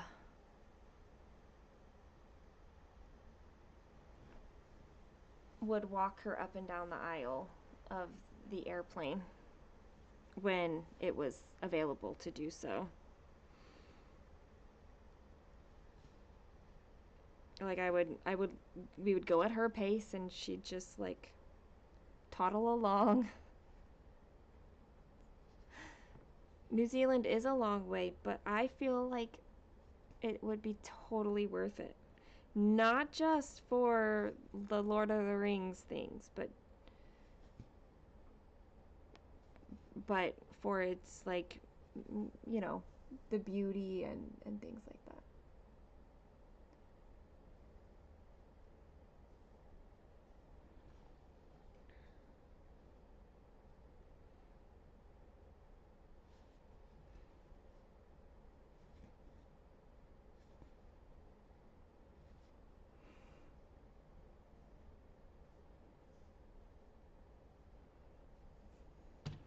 Right now, I just like the idea of being warm.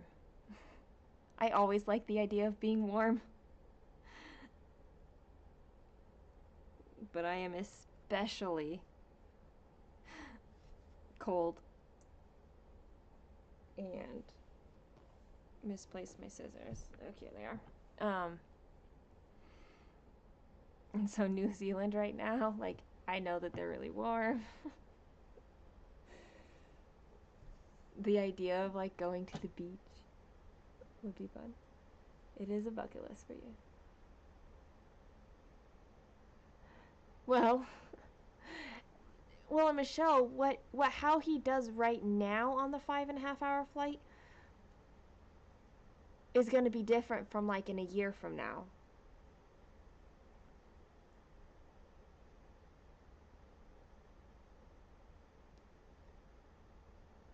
And the furthest I've done is England. Like I've never like gone further. Going to China, crawling out of your skin. I don't know. Yes. I guess I went to Hawaii. That was a really long flight, and going to England was really long. So, and they are hard. And there are times when I want to like peel out of my like literally crawling out of my skin. Yeah. Hey, Catherine. You went to New Zealand. Some of the most beautiful and exciting scenery. I love all the pictures. Like I really want to go. Driving on the left side of the road on the edge of the mountains. That was pretty scary. Oh yeah.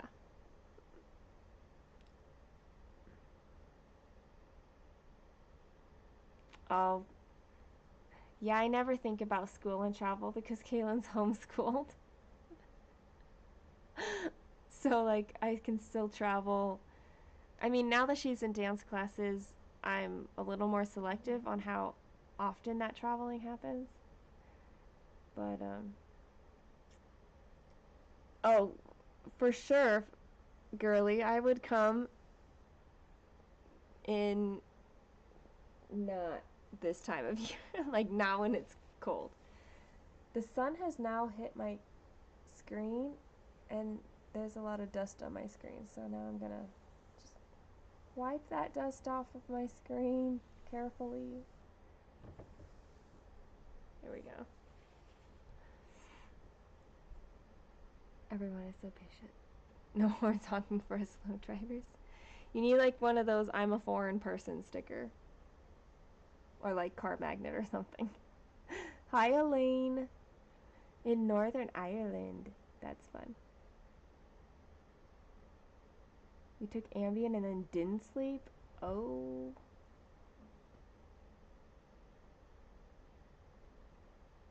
That seems to not like be frustrating on top of it not working.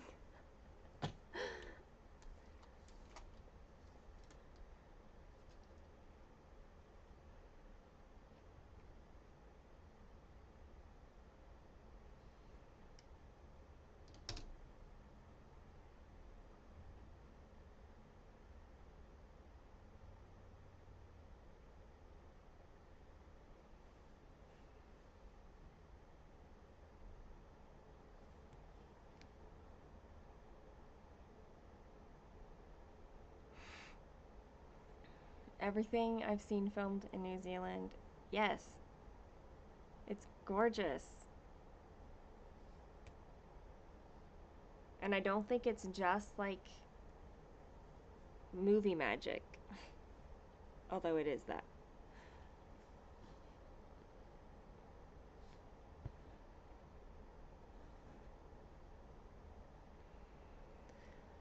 Australia. I just want to go everywhere. So Australia, let's go to Australia. I'm taking a 7-year-old on that long trip. She gets car sick in 5 minutes. Ooh. Sometimes planes can affect you differently than a car. Like, I know people who get air sick, but not car sick.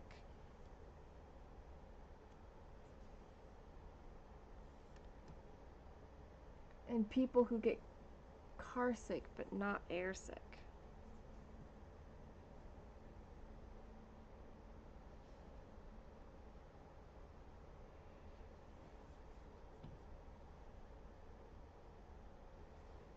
I feel like just the long flight in general would be kind of same.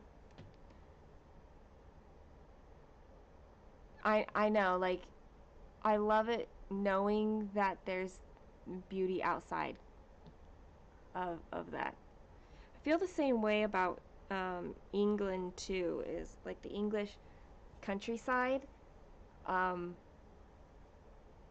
really, really love, and like it is that way. Like, that's just what it is. It's excellent. Pay for front of the plane may be considered a short trip, first or multiple stops. Yeah.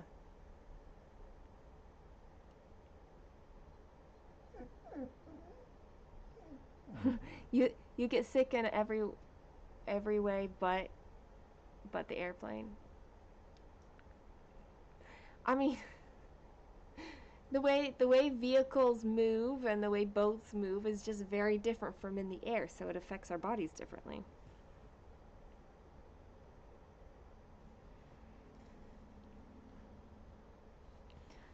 So it makes sense that it doesn't.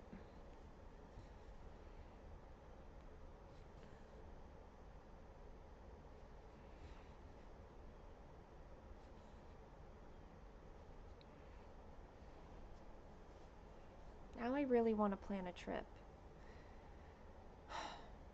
Especially because I had to cancel this one that I was supposed to go on.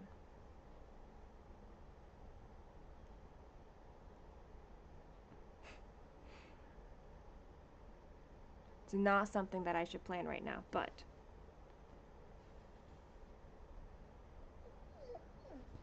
I just love the idea of, I love traveling. And I just have not done it enough.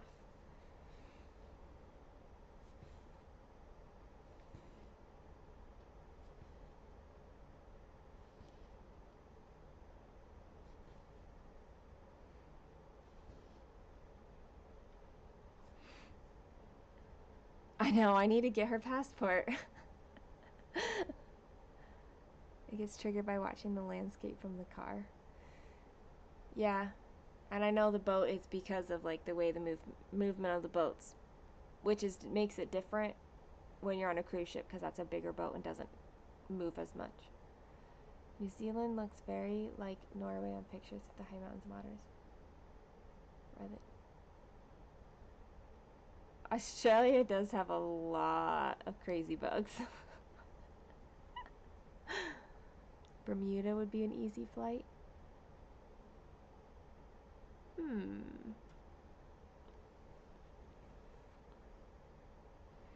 I'd be down for that. I do. I need to start with getting her a passport. That really is the first step.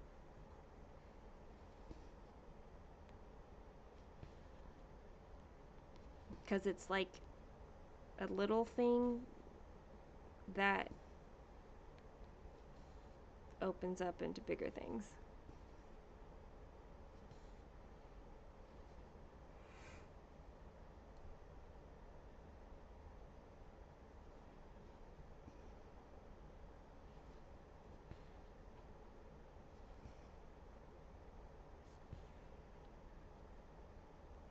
Cape Verde is your next goal. You call Florida the Australia of the U.S. All their animals want to kill you too. Oh, I feel that way about Arizona though. Oh gosh. Come to Croatia, especially to Dubrovnik. It's hard to just pick one place. It really is. And maybe that's part of what stops me too, is because I'm like, but I want to go everywhere. How do you just pick a place and go? But like, if you do that, then you can keep going. Like, you're not just picking once forever.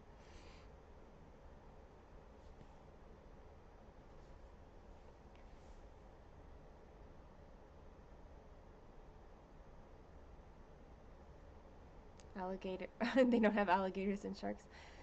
It's true, but they've got like scorpions and that side of things too. And my daughter was out in Arizona last year, I think.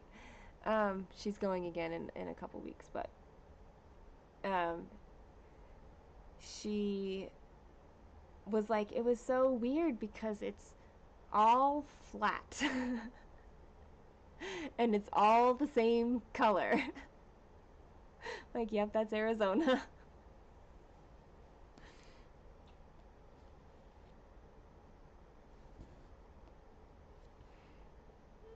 There are scorpions in Florida. Well, I don't want to go to either place, really. I've been to both, but I definitely don't want to live there.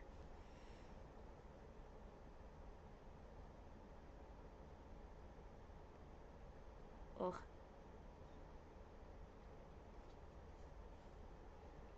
Your dream is America, girly. Just pick your place in America wisely.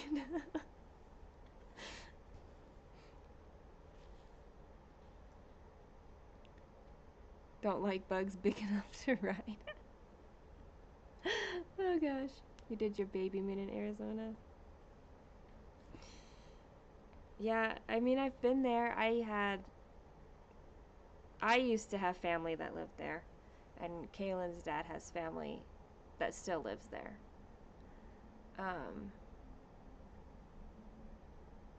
So it's really like the Tucson area that I've been to in Arizona. I haven't really been to much else.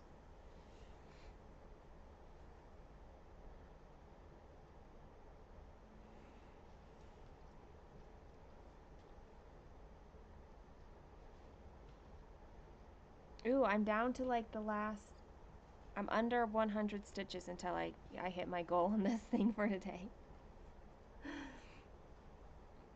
That's good.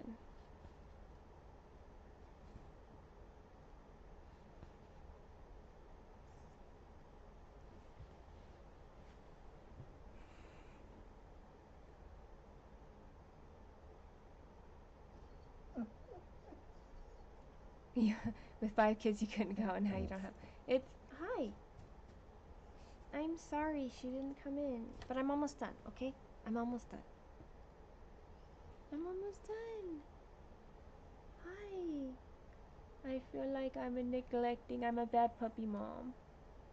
I'm sorry.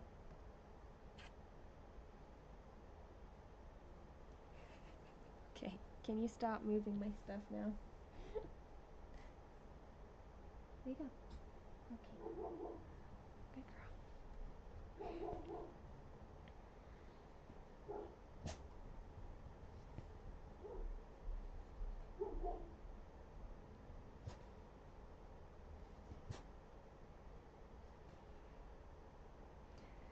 Enjoy your therapy, Michelle.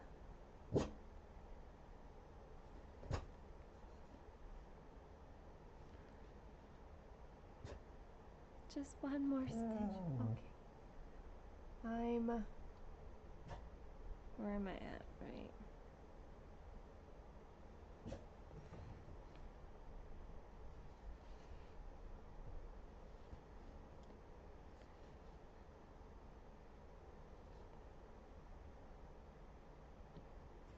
I'm at 519 and I need to hit 570.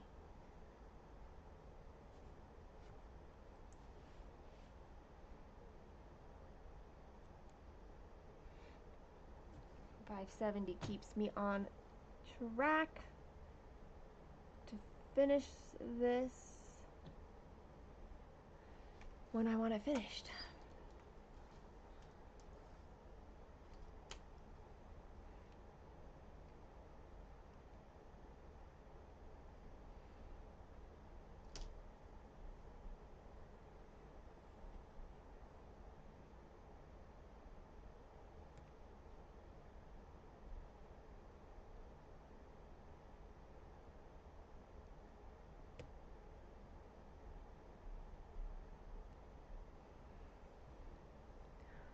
Total non sequitur.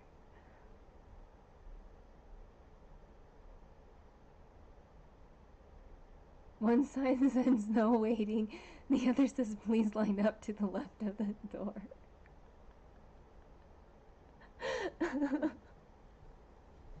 That's funny. A little confused there. Oh gosh. Your cousin lived in Loveland, Colorado, but now she moved to Texas. Oh gosh.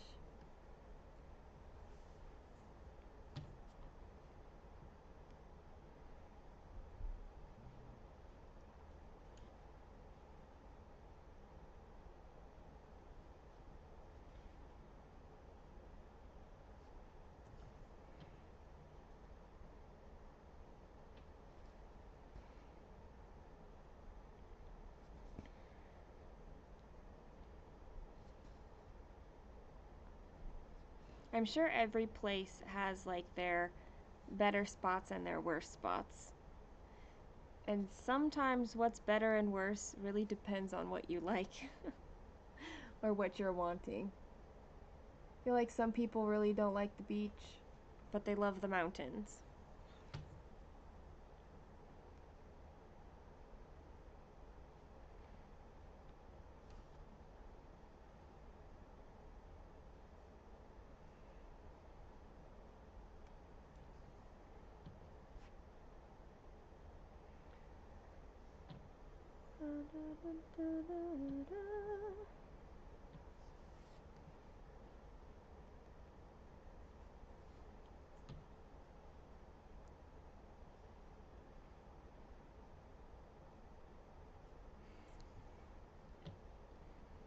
Show me.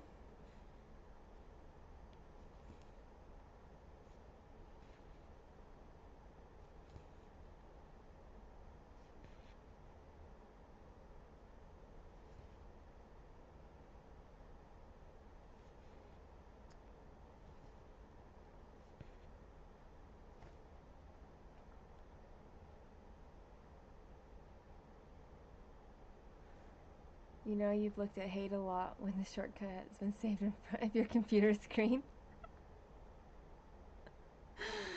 Yeah.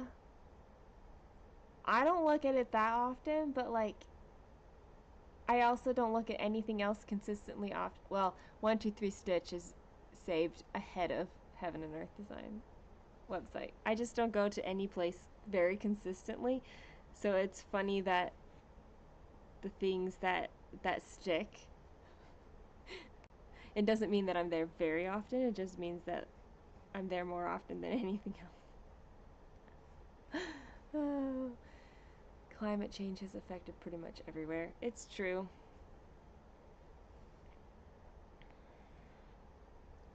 And will continue to do so.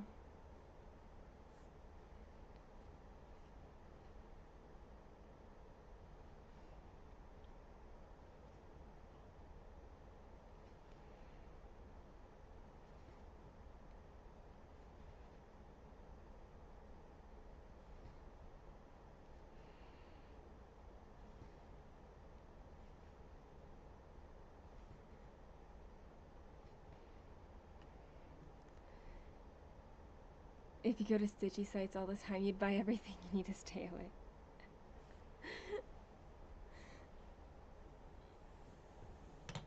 I don't go very, like I said, I really just don't go very often. I think my number one site I'm on is YouTube. Like floss tube, and like that's like my number one thing.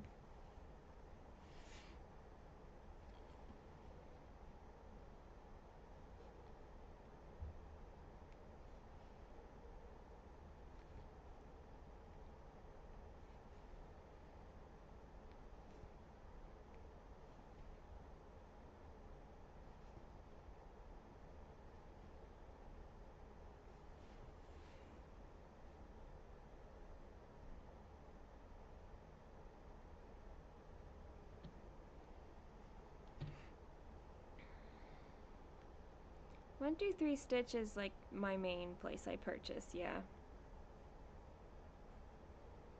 Because I can get a variety there. It's easy. They don't have everything though. There's one pattern that I am wanting to get. I'm wanting to get it for a Christmas present. So I need to get it soon.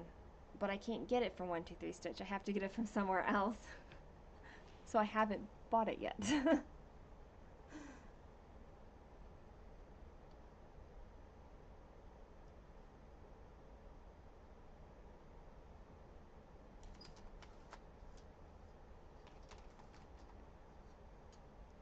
Welcome back, Tracy. Yeah, I think my closest LNS is like an hour and a half away. I've never been yet.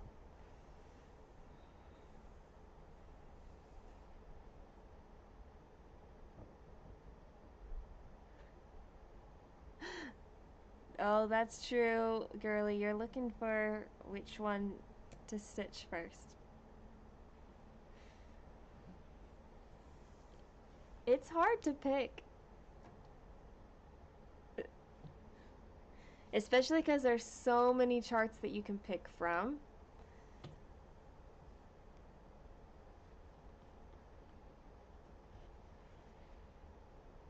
Sometimes having all the options is a it makes making a choice even harder.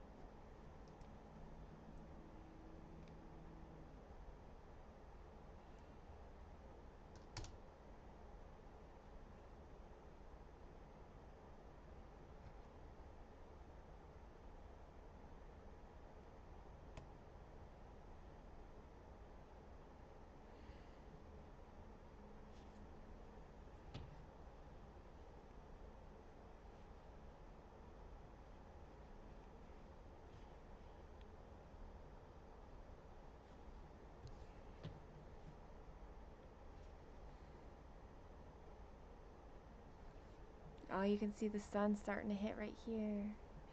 Yay! I'm glad that it's blue sky today.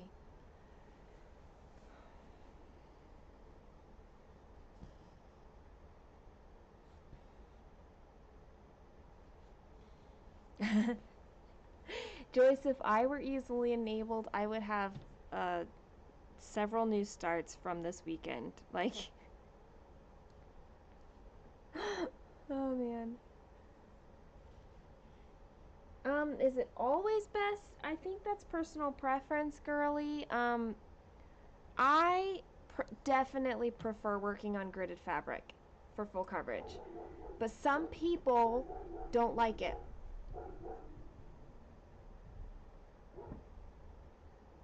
For me personally, I love it.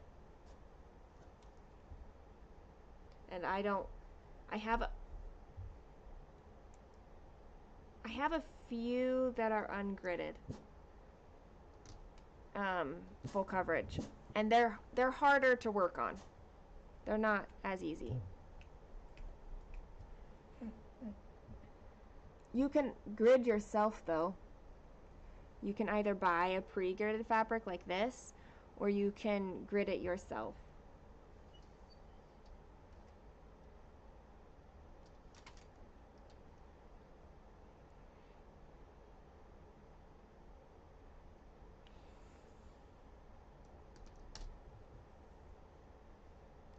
Peroska, you don't like it. It messes with your brain. Yeah, see, some people, it just really doesn't work for them, and for others, like, it really does.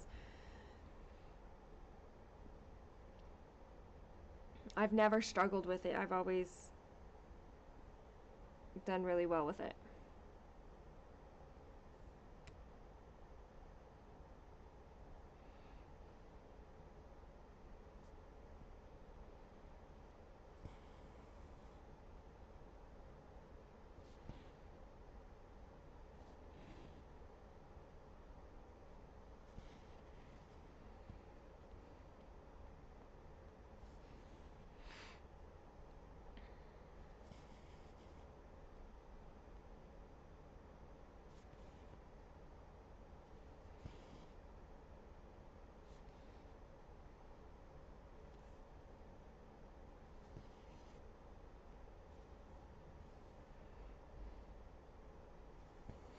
I know also for some people, like, the way that it's gridded can make a difference for them. So, like, this grid is like the actual, an actual line. And so for me, it's my 10th line, horizontal and vertical. Some people, it's their first. For me, it's my 10th. Some people, when they're self-gridding, it's the, like, you draw it in between the lines, and so it's easier for them to like work with gridded fabric that way. You tried it once, never again. I'm sorry, it's so personal. Just like what count of fabric that you use is personal decision and stuff.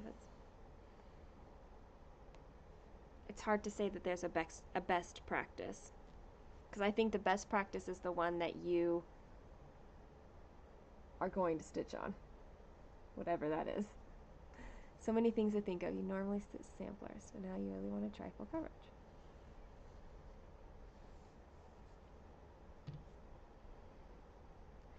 Yeah, it's different, but that's kind of all. It's just different.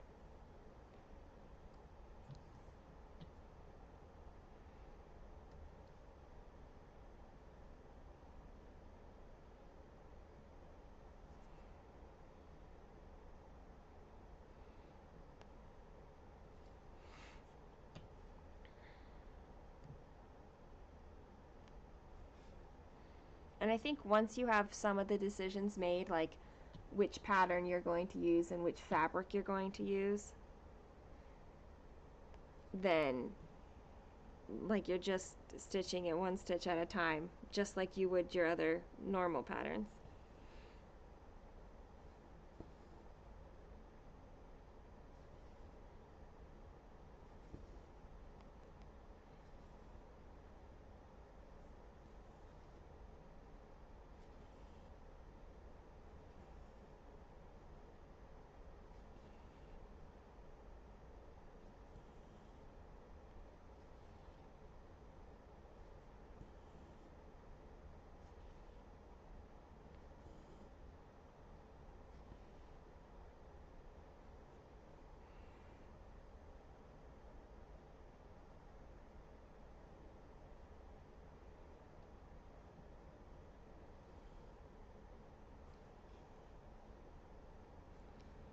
The final countdown. I'm very close to my stitching goal.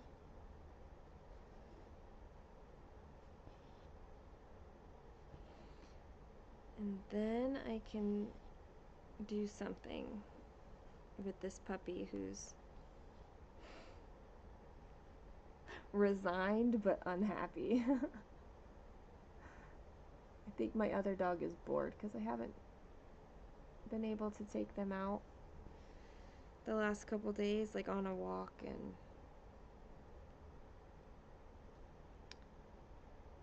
that's been sad for them. 1, 2, 3, 4, 5. 1, 2, 3, 4, 5.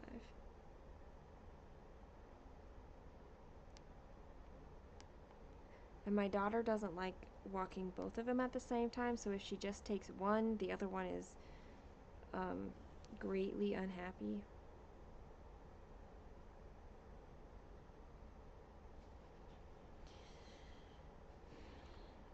I just try to give them a lot of like backyard time. You saw Leanne, her firefighter's gonna be done in January.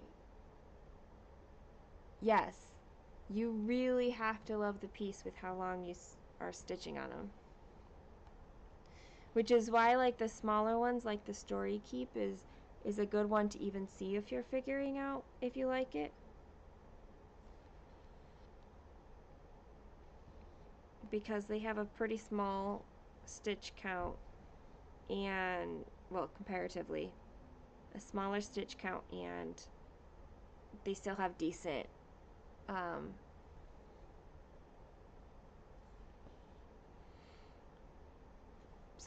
decent detail. There we go. Highlighters delivered that supposedly arrived Saturday. Ooh, I don't like it when they do that, when they mark something as delivered just so they don't get like bad marks in their system or whatever it is.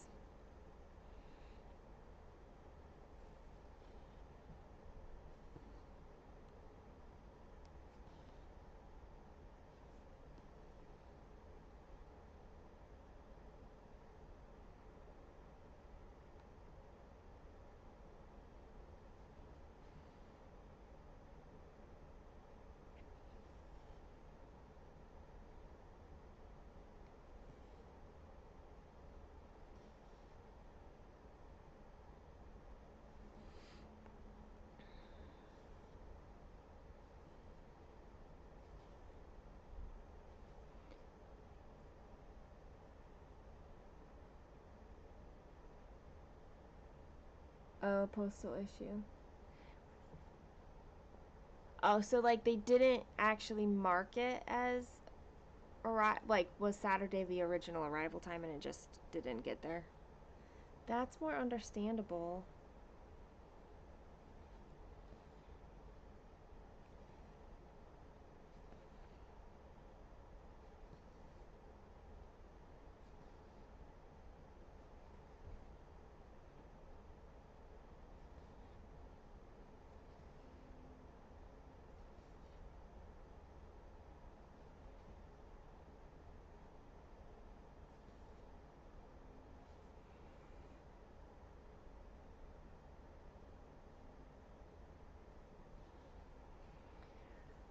All right, I did it. 591 stitches. And 58.04%. So we hit that percentage, 58%. The post office said it was delivered, but it wasn't.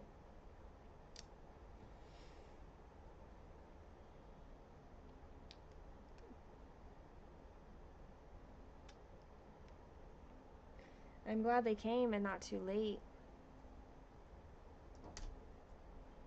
So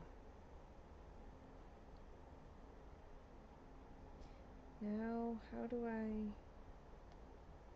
let's see here. I need to shade this so I can take my picture.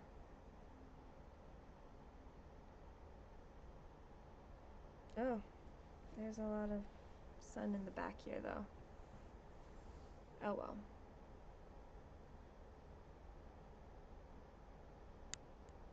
Man, she's looking so good. And by she, I just mean this piece, but like, in general. Ooh, that's very sunny. Very sunny. Ugh, thanks for hanging out with me. It's been 4 hours. Oh man, I know there's been like a lot of going and coming, and I appreciate you guys so much. Oh, I've got a stock of highlighters for my paper patterns too, Joyce, so keep using them. Oh, that's good. Thank you, friends. Thank you, thank you, thank you. I'm gonna go see if I can get something in my stomach and be a little less lightheaded. So, and then a shower. I think I will be back around, what, 4:30 my time, and it'll be for another, like, when do I have to pick her up? 4:30? I'd have to leave by 8, so 3.5 hours? We'll see. I'll be back later today because I'll need it, but whether you're here or not is okay. I love you guys. Thank you, thank you, thank you. I hope everybody has a great whatever point of the day that you're at right now. Whether it is approaching evening or if it's still morning, afternoon, whatever. Thank you. I love you. Mwah.